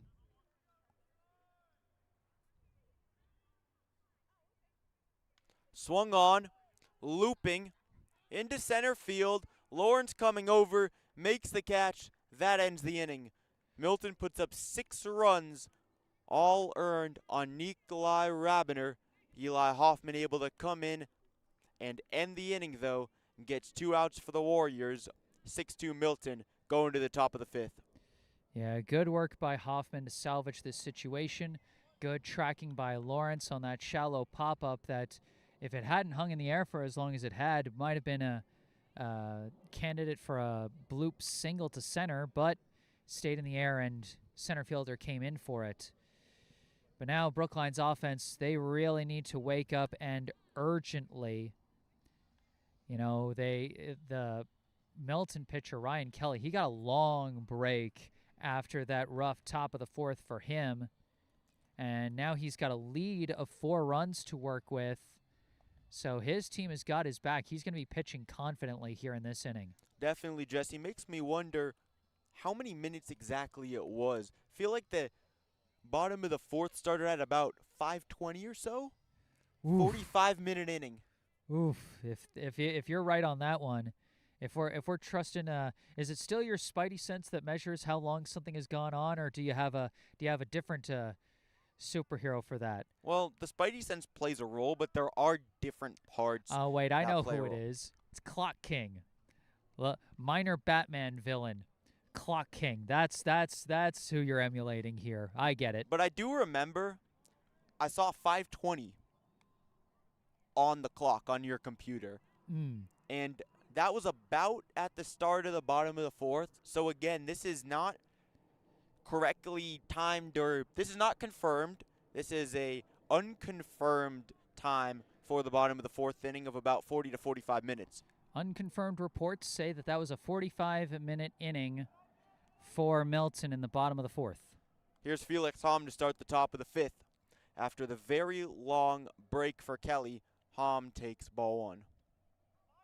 Takes a slider there low and away, and it'll be so important for the Warriors to be patient here with Kelly struggling to hit the strike zone, as he did also in the top of the fourth inning. He did have some command issues. It's been a long time, but those issues really not going away necessarily. 3-0 count to Hom here. 3-0, Hom swinging on 3-0 into right center, gets down, base hit. Felix Hom starts the inning, and he gets on base. Wow, you're down 4, it's 3-0, and you decide to swing. That's some gutsy, aggressive play from the co-captain Felix Hom. And who knows, that might be the spark Brookline needs to get their own offense going. Awfully aggressive playing. It works out there. Bollinger at the plate for Brookline. Swung on. Bollinger into deep center field. What a catch! Unbelievable! Catch in center field. Saves a monster hit there. Peter Mullen. Wow. Bollinger knows he just got robbed there. He launched that one almost to the fence. And if that one was a little bit more to the left, then that's dropping in for extra bases, possibly a run. But instead, it just goes for a long out. Unbelievable diving catch by Peter Mullen. He's able to make the grab over the shoulder. He dives out and saves a potential monster hit from Hugh Bollinger. Gameau at the plate. And boy, that not only saved a hit, but it saved a potential momentum swing there. The single off a 3-0 pitch, and then you follow it up with a first pitch launch. Gameau, ground ball, takes an awkward deflection. Tandon, the courtesy runner, gets down to second base, and yet another single for Thaddeus Gameau this season. Yeah, Gameau got a little lucky off the bounce there as it bounced off the pitcher's glove. The middle infielders were already moving towards second base to cover something going up the middle, but it changes trajectory. Not an error on anyone's part, just an unlucky bounce for the Wildcats as Gameau picks up the single. Man, Jesse, what a catch by Mullen in center field, especially with the hit from Gameau.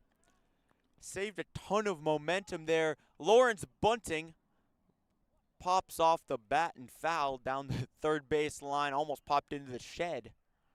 Lawrence, a good candidate to lay down a bunt. He's got speed. He can get up that first base line. I've seen him lay down a bunt even when there's no runners on base to see if he can sneak something past the defense. And now you can see they're thinking about the base runners, trying to keep Tandon honest at second, as he'd, of course, be the lead runner taking off if Lawrence laid down a bunt.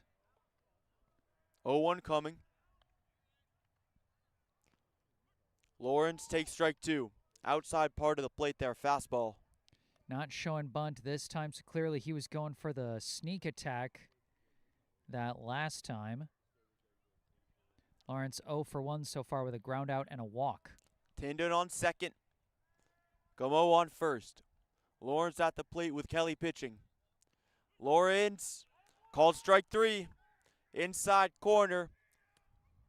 Lawrence tried to draw a ball there, came off the plate a little bit. Comes back to bite him with a backwards K. Hodgson coming up for the Warriors. Yeah, that's tough there. We talked about how some of those inside strikes weren't happening for a little bit, but they're coming back to him. Hodgson fouls the first pitch off for strike one. Hodgson had Brookline's first base hit of the game last inning. A base hit here with 2 outs could be huge if Brookline can get something out of this inning. 0-1. Hodgson takes high and outside, and Jesse, if it wasn't for that deep catch in center field, this could have been a potential huge inning for the Warriors, or at the very least a solid inning to get some runs across the board, but instead the pitcher Kelly really able to settle in here. 2-1, so a decent hitter's count for Harris Hodgson though. Yeah, I mean, if not for that big catch by Mullen, there might already be 2 runs across this inning for the Warriors. But as it is, nothing across so far. 2-1. Pitch, Hodgson. High fastball, big hack and a miss. Yeah, and now Kelly is 1 strike away from getting out of the jam and coming out of this inning with no runs allowed after some big swings early. 2-2. Tandon on second. Gamo on first. Kelly steps off the mound for second. Pitch coming to Hodgson. 2-2. Bounces it down low. Yeah, Hodgson not giving him anything easy. And you do like to see that. Full count to Hodgson. Runners on first and second for the Warriors. Down 4. 3-2. Hodgson, big swing and a miss. High fastball yet again. Kelly gets out of the inning unscathed. Yeah, that might have been one that Hodgson might have been able to take, but it's so close to the edge of the strike zone. You've only got a fraction of a second to decide, and made a decision there, and unfortunately for him in that moment, it was the wrong one. Bottom of the 5th coming up. Naughton due up top of the order for Milton after the Warriors are robbed of a major hit to center field by Mullen, and they do not get any runs across. Yeah, we talked about how momentum had the chance to really swing in Brookline's favor in the bottom of the 4th if Rabiner had been able to get out of the inning quickly and put the pressure back on Kelly. Instead, a really long inning for Rabiner gives up the lead to Milton. And then as Brookline trying to reverse the momentum themselves in the top half, a huge defensive play from Mullen ends up robbing Brookline of potentially 1 or 2 runs in that inning, and they end up coming away with nothing instead.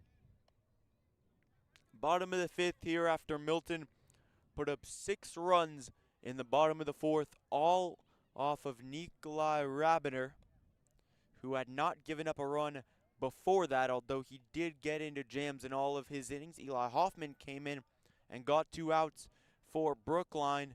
Coming back on the mound for the Warriors, he'll face Naughton, Mullen, and Buckley, top of the order. Here's Naughton. First pitch inside part of the plate, called strike 1. Nice breaking ball there from Hoffman. Went from high to middle there. Effective stuff from him. The 0-1. Pitch swung on to the opposite field. Into shallow left, and an underhanded catch by Bollinger. He's able to go all the way out there and make the grab. Wow, that if not for that catch by Mullen in the top half of the inning, that would be the best catch all day. Hugh Bollinger catching that one, looking straight up in the air over the back of his head. That was an impressive snag from the shortstop. Awfully impressive from Bollinger. Big swing and a miss.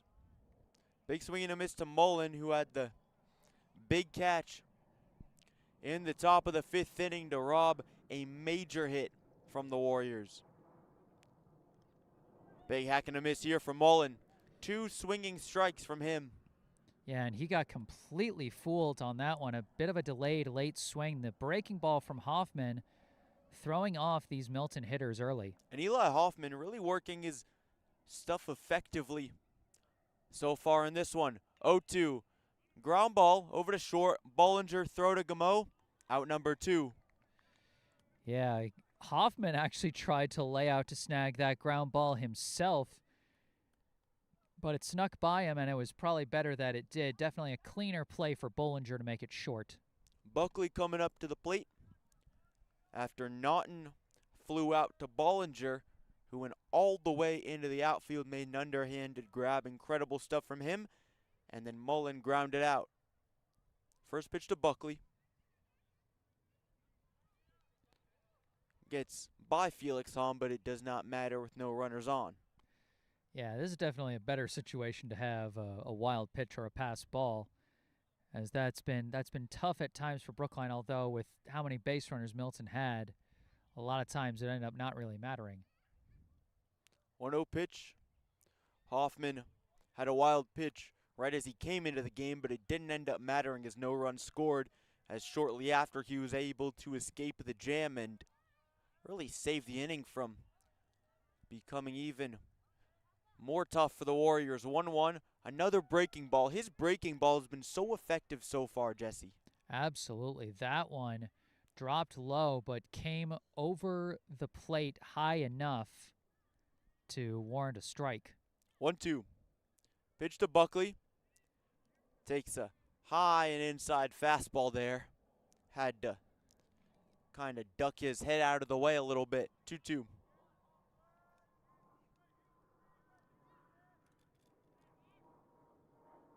Pitch coming.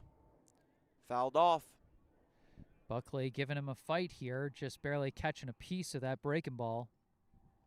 But Hoffman really is working that breaking ball a lot today. And it's worked out for him. It has. As you said, Jesse's Milton hitters have struggled with it. 2-2. Big swing and a miss. Hoffman goes 1-2-3 in the bottom of the 5th inning. He struck out Buckley to end it. Yeah, Eli Hoffman doing a good job in relief. You know, Hoffman and Rabiner, such different pitchers. As we saw Rabiner, you know, sort of the classic style of your fastball, setting up your breaking ball for the strikeout. For Hoffman, almost the reverse, as we saw him using the breaking ball to set up the fastball for that strikeout of Buckley. Not to mention there, Rabiner, a righty, Hoffman, a lefty. You know, we saw how Rabiner came in for Hoffman in that Sharon game and how dominant Rabiner was when he came in there. And now almost kind of the reverse situation here, Hoffman coming in for Rabiner and catching fire on the hill. And you got to think potentially Hoffman, he's been working his breaking ball so well already. Just having the lefty hitter or lefty pitcher come in could throw off Milton ever so slightly. Different spin. Different spin, 100%. 2 more innings for the Brookline Warriors, down 6-2, top of the 6th. Coming up, looking to salvage this one here in Milton. Coming up to the plate will be Kaufman, Hellendrung, and Carballo. And Milton is sticking with Ryan Kelly at the moment. I mean, you're about to face the bottom of the order. Maybe you can get one lot more inning out of him if his control doesn't falter. Definitely. Kelly has had some command issues the last couple innings. Gave up 2 runs in the top of the 4th inning, which happened really a while ago. Big hack and a miss from Kaufman, hard fastball just behind it there. Yeah, that top of the 4th inning does feel so long ago, doesn't it? Definitely. 0-1, pitch just below the strike zone. Ball 1. And Kaufman, the one who got Brookline's scoring started with that bases-loaded hit by pitch his last time up. 1-1, popped up, foul.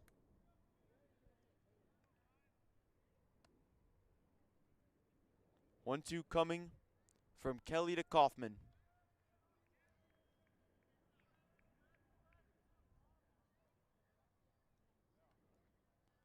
Kaufman takes a fastball inside for ball 2. 2-2. Pitch coming way high, ball 3.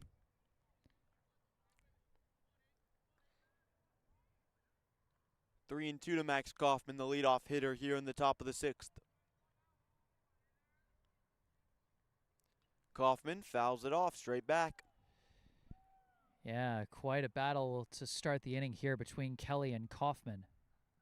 These Warriors hitters, as the game has gone on, have been able to work up the pitch count a little bit more, peskier at bats as the game has happened. 3-2.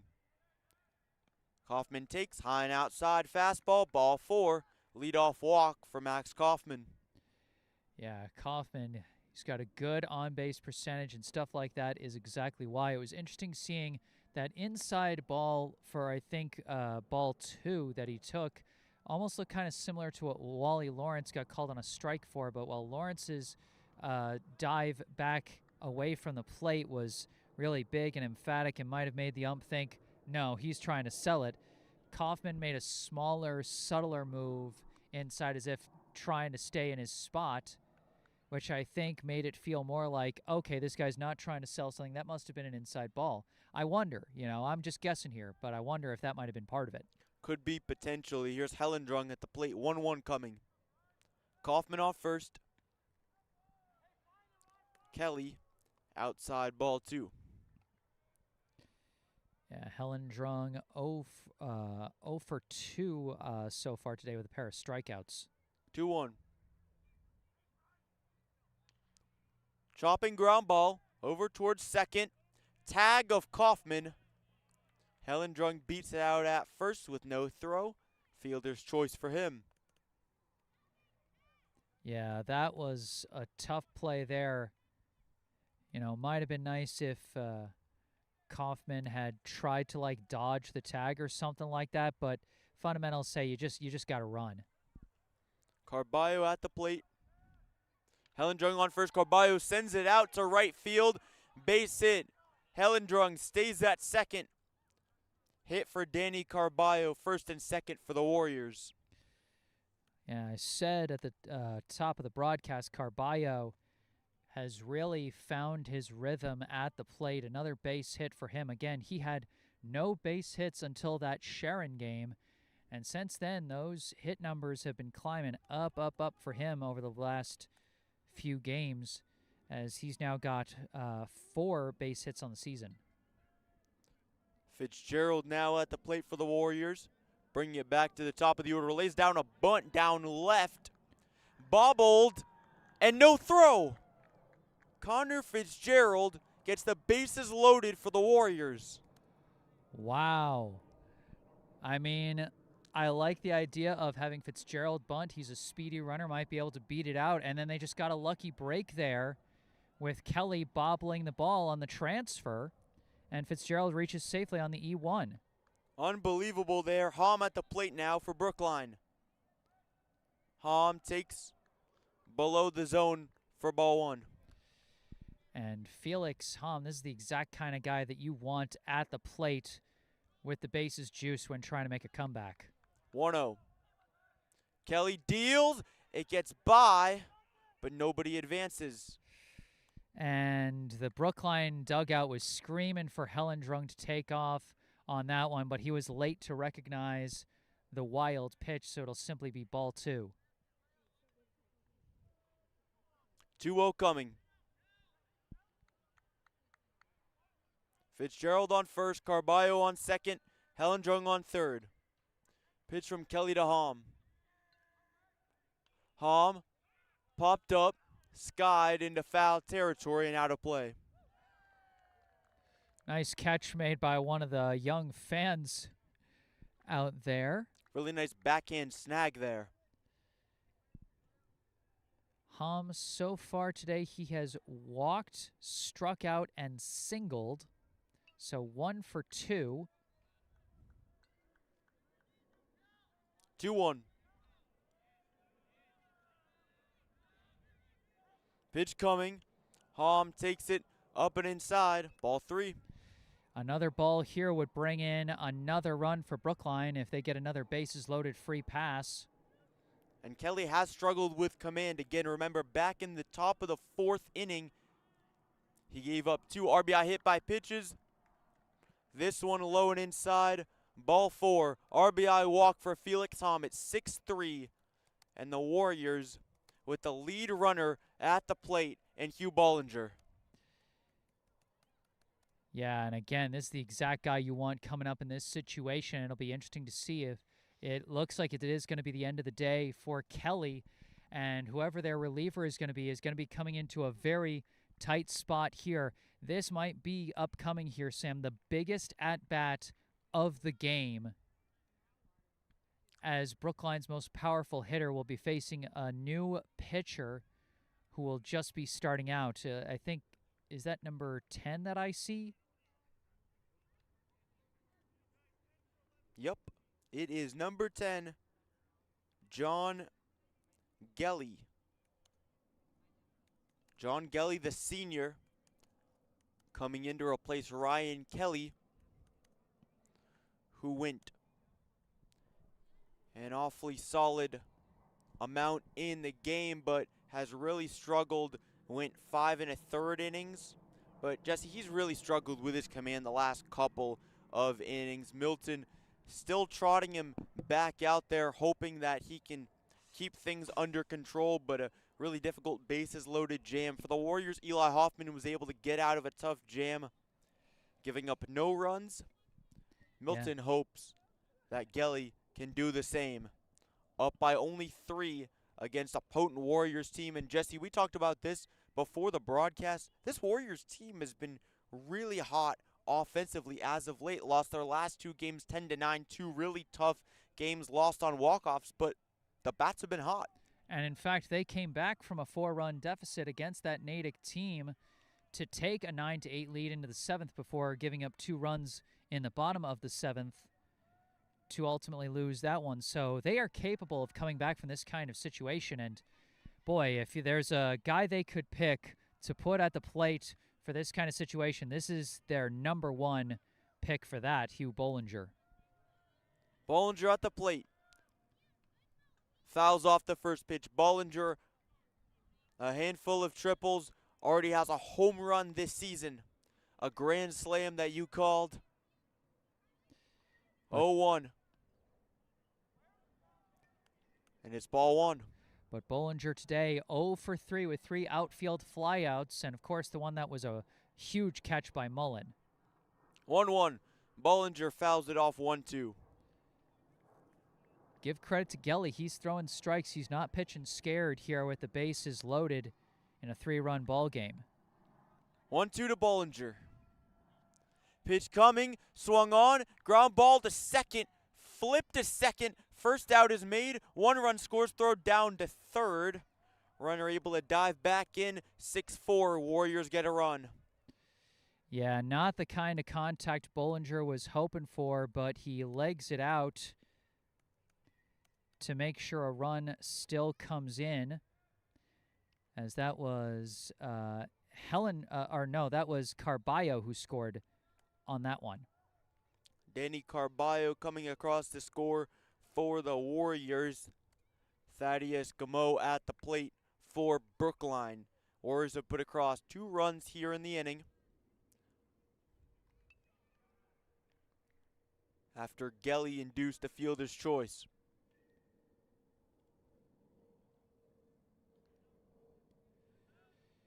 And now a really tight spot here. Tying run at first and the cleanup hitter at the plate.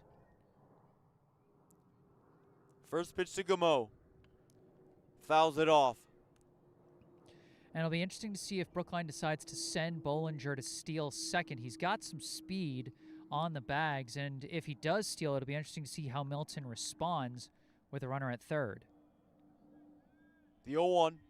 Bollinger is going down to second. No throw from the catcher. Slides in easily. Second and third for the Warriors. And I think that pitch was also called ball 1. I didn't see a fist come up for a strike call from the home plate umpire. 1-1.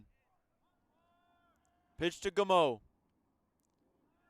Takes ball 2, outside breaking ball. Gameau got that weird single off the pitcher's glove his last time up. A single here could potentially tie the game with 2 in scoring position. 2-1.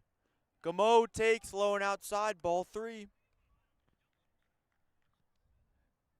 Another one of those situations where a walk, not the worst thing in the world, but you'd certainly rather have the out. Brookline would certainly rather have the hit. 3-1, Gameau fouls it off. And also, Jesse, as we saw for the Warriors in their pitching, if you get too many walks, it can easily compound. Absolutely. 3-2. Runners on second and third for the Warriors. Gameau at the plate, facing Gelly. Gameau, hard ground ball, it gets through, run scores, another one coming around, throw to the plate, it's late, game's tied at 6. What do you do when your spot is tightest? You go to the guys you can rely on. Thaddeus Gameau with a clutch 2-run, 2-out single to tie the ball game. What a comeback for Brookline. Thaddeus Gameau so consistent, producing so many singles for the Warriors, and when it matters most, he comes through. 6-6 in the top of the 6th. 4 spot in the inning for Brookline. Wally Lawrence, the co-captain at the plate now. 0-1 to him. Lawrence takes a strike. 0-2. Yeah, Lawrence has got to be more aggressive at the plate. The ump's not giving him anything. He did get a walk earlier, but... Lawrence, big swing and a miss. Breaking ball got him, but the Warriors tie it at 6.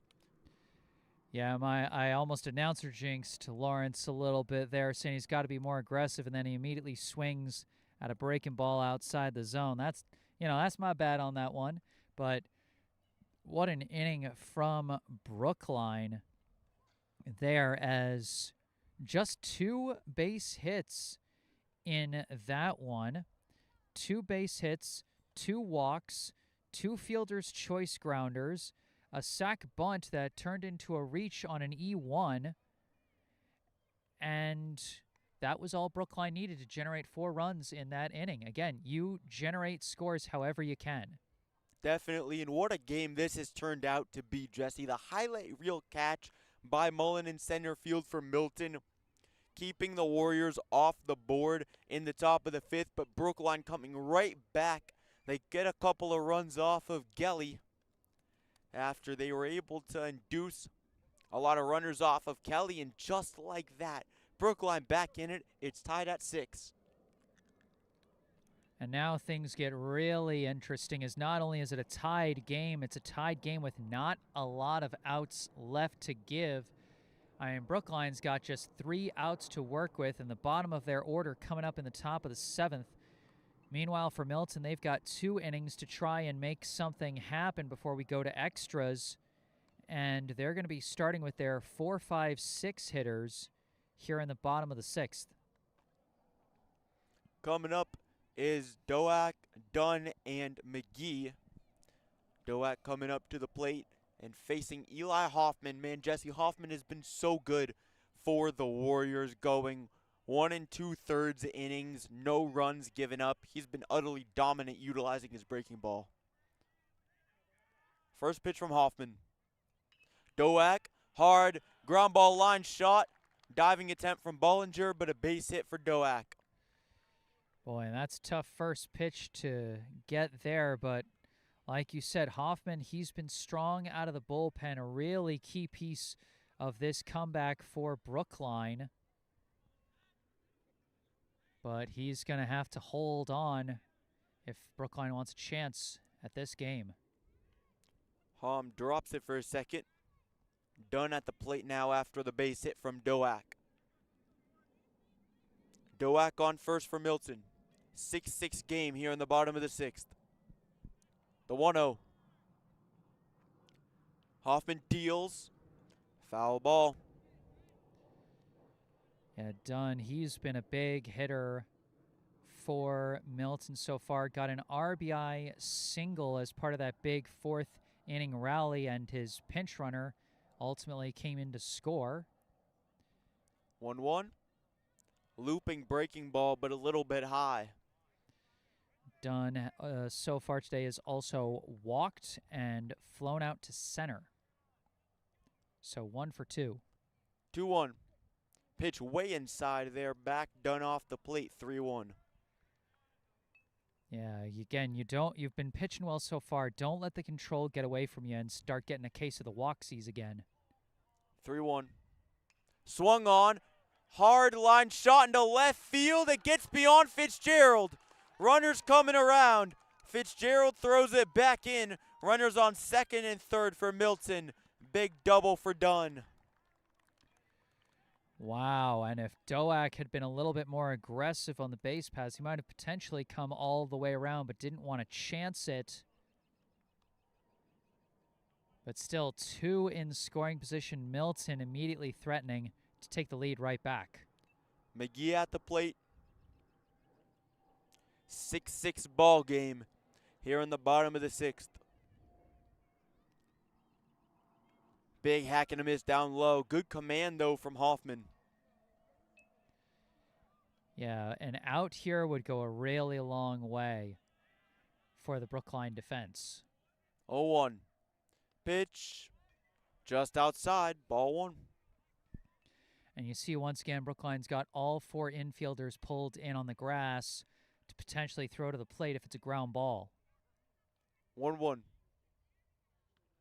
Looping breaking ball into the zone for strike 2. Again, Hoffman's been using that breaking ball well to set things up. He might go fastball again here to try and get strike 3. 1-2 pitch. Down and inside, ball 2. Yeah, went for a dipping cut fastball there, it looked like. Just not where he wanted it. 2-2. Pitch comes from Hoffman. It gets away. Runner's coming home to score. Slides in. He's safe. 7-6 Milton. Doak scores. It's a tough way for things to break for the Warriors. 2 big hits and then a wild pitch to score the go-ahead run for the Wildcats. Just a really difficult play there. Dunn advances to third. 7-6 Milton. And just like that, the Wildcats retake the lead. Pitch from Hoffman on 3-2, fouled off far, out of play.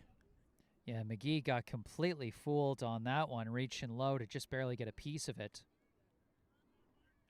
3-2.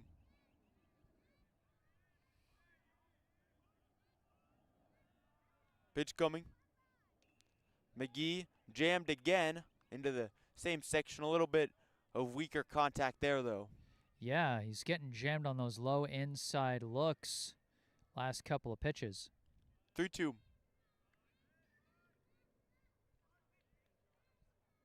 Pitch from Hoffman. Fouled off again. What a pesky at-bat this has been, Jesse, from McGee. Yeah, absolutely. That one, a bit of a late swing. But even though he got a little bit fooled on the breaking ball, wasn't fooled enough to go down on strikes. 3-2 coming. Dunn on third. McGee at the plate for Milton. Pitch, McGee, hard line shot into center field. Dunn scores. 8-6. Man, some really good contact from these Milton bats, as they've really just caught fire over these past few innings. Yeah, they went down in order in the bottom of the 5th, but 3 straight base hits to open here in the bottom half of the 6th inning here. And it seemed they've really had Eli Hoffman's number. Here in the bottom of the 6th, bunt attempt down low. Runner gets to second. Close play at first, but the out. Good turnaround by Hoffman, the lefty thrower, to make that throw to first and get Sullivan.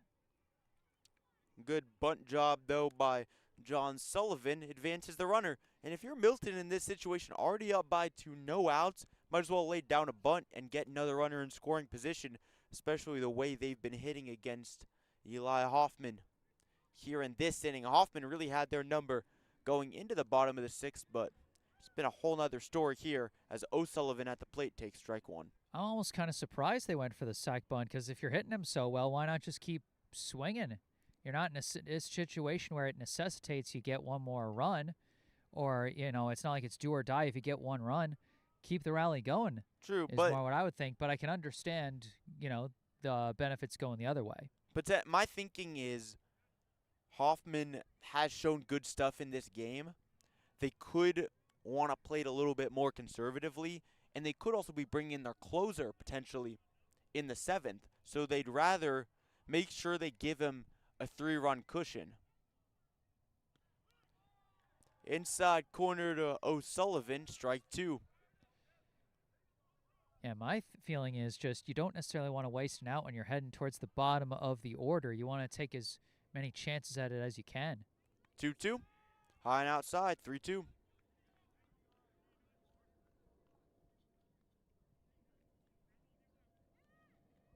McGee on second.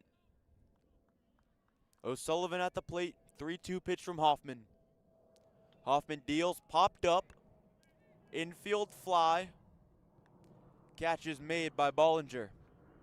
That was kind of funny how Bollinger, crossed all the way across second base over into Carballo's area, but when the shortstop calls for it, it's his ball. He's the captain of the infield. That's the hierarchy you have to live by.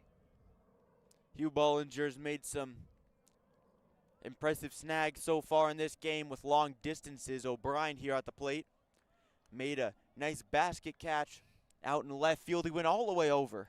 Yeah, basket catch over the back of his head. Basket catch is easy if it's right in front of you, but when it's behind you? Over the back, over the shoulder basket catch. Yes. 0-2. They count to O'Brien. McGee on second. Eli Hoffman looking to settle in here and finish off this sixth inning. Looking to give the Warriors a chance to come back yet again. Runner goes to third. It doesn't matter. Called strike three. Ends the sixth. Yeah, I like that Felix Hahn was still making the throwdown just in case, but they gave him the strike, and that ends the inning.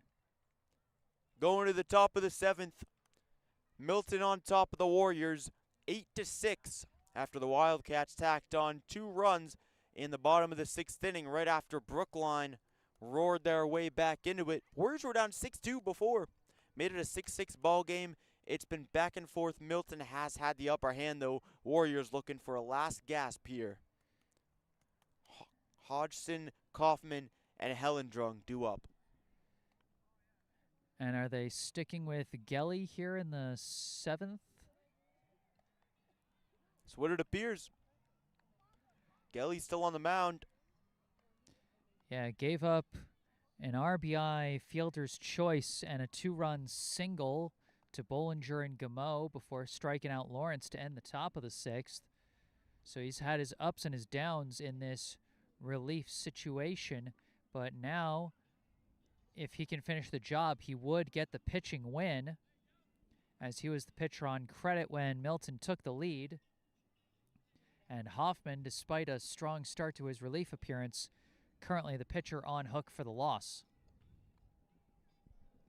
Gelly warming up. Hodgson, Kaufman, and Hellendrung coming up. Brookline down 8-6 against Milton. Here in Milton, Warriors have lost their last 2 games, both in heartbreaking fashion on walk-offs. 10-9, looking to edge this one out here in a close game against a high-ranked Division II opponent. I'm Sam Lowenstein on your play-by-play today here on Jesse Sports Network alongside Jesse Mayfield-Sheehan on color. We got some more notes in the live chat. Greg Hoffman saying, "Let's go Thad," in response to Thaddeus Gameau's game-tying single from last inning. And Brookline certainly hoping for some more clutch offensive performances here in the 7th and final inning of this game. Top of the 7th coming up. Hodgson at the plate for the Warriors. Gelly on the mound for Milton. Brookline needs 2 runs. Hodgson loops it down the first base line, and it's caught. First baseman came over to make the grab, and it's caught by Tim O'Sullivan in foul territory. Yeah, Hodgson just reached out, got it off the end of his bat, and that's certainly what you want to see if you're Milton, get a one-pitch out.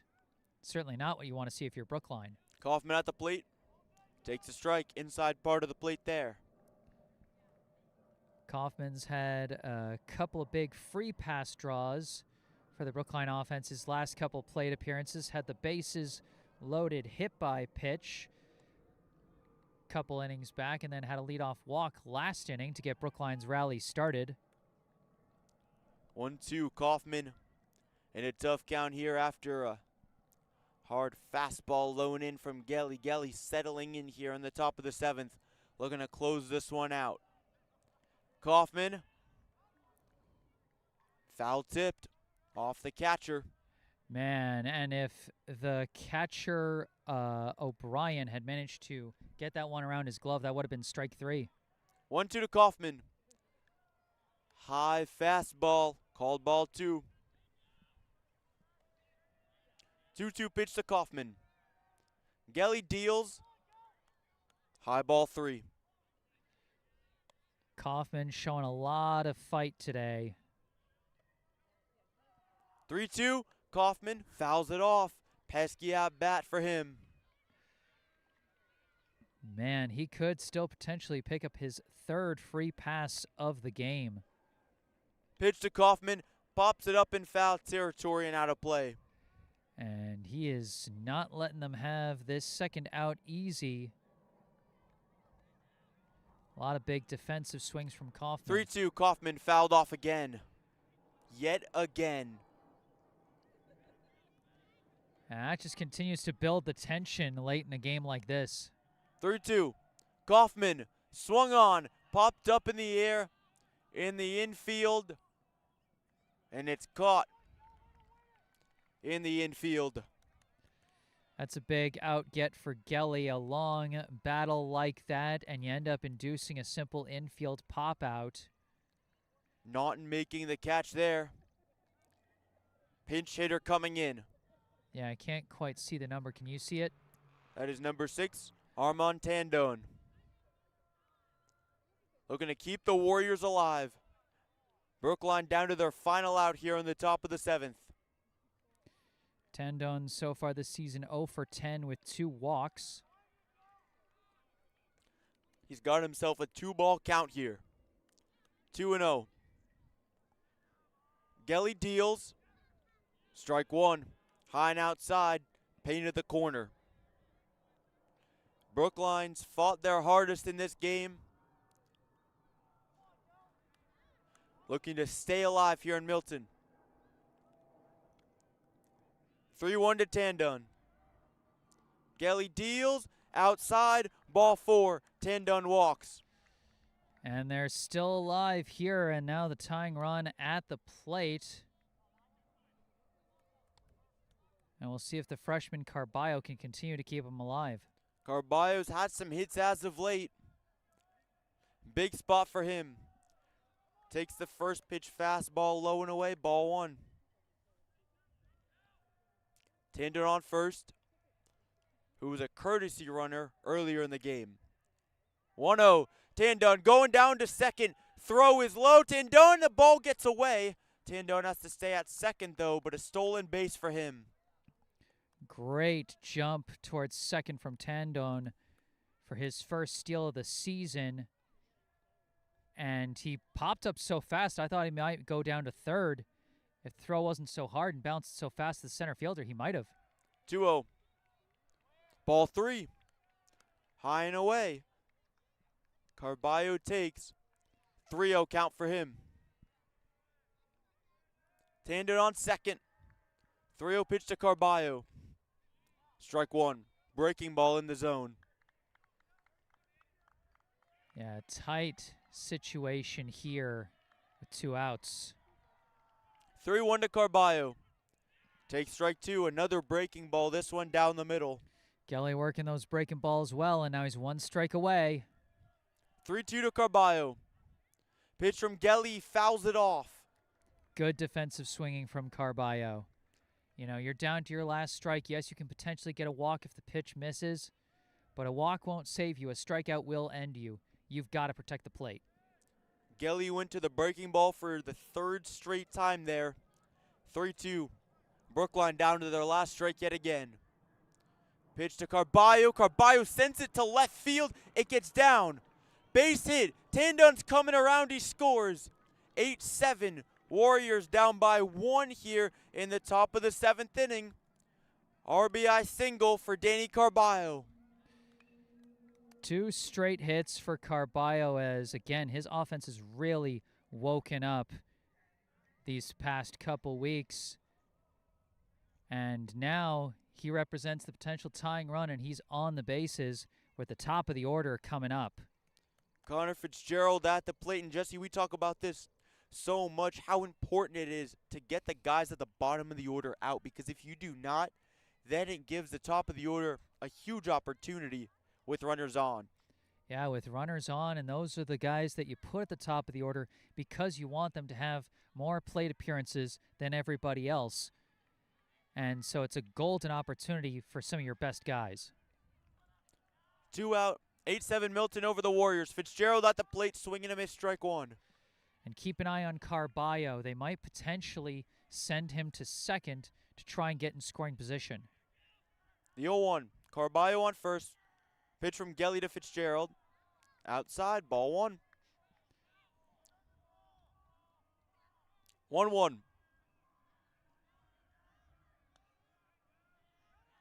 Throw back down to first. Carballo has to dive in.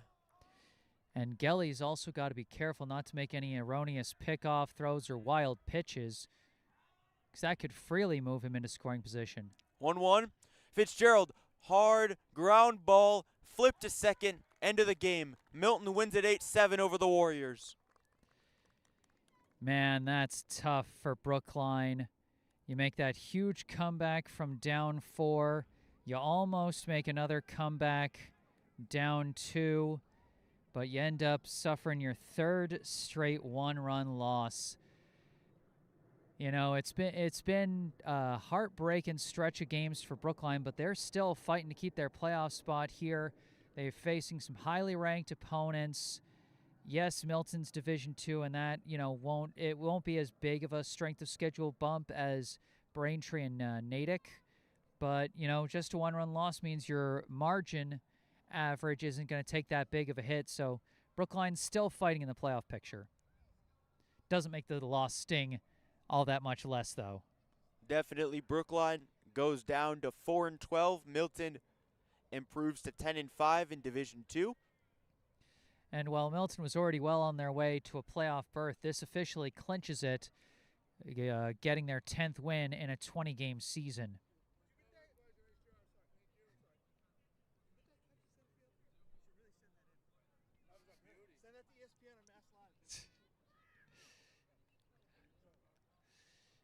All right, well, I think that's going to do it for our broadcast here today. Alongside Sam Lowenstein, I am Jesse Mayfield-Sheehan. Thank you all so much for tuning in today. My hat's off to Sam for another great job on the play-by-play here today. And like I said, Wi-Fi was a little rough today, so I'll probably upload a full recording of this game later tonight. Be sure to be on the lookout for that. You can also be on the lookout for some highlights later on this channel, as well as on my Instagram and Facebook. Thank you to all those who contributed in the live chat so far today. If there's anything you'd like to say after the live stream is concluded, you can say it in the comment section down below. Also go down below to the description section of this video, where you can find the link and phone number for our local charity spotlight, the Brookline Community Foundation, as well as some links related to me that you can see in the bottom right corner of your screen, my personal website, jessesports.com, my email, and my social media accounts on Instagram and Facebook. But for this one, that's going to do it. Milton 8, Brookline 7. Alongside Sam Lowenstein at Cunningham Park in Milton, Massachusetts, I am Jesse Mayfield-Sheehan. Thank you all for watching, and have a good night.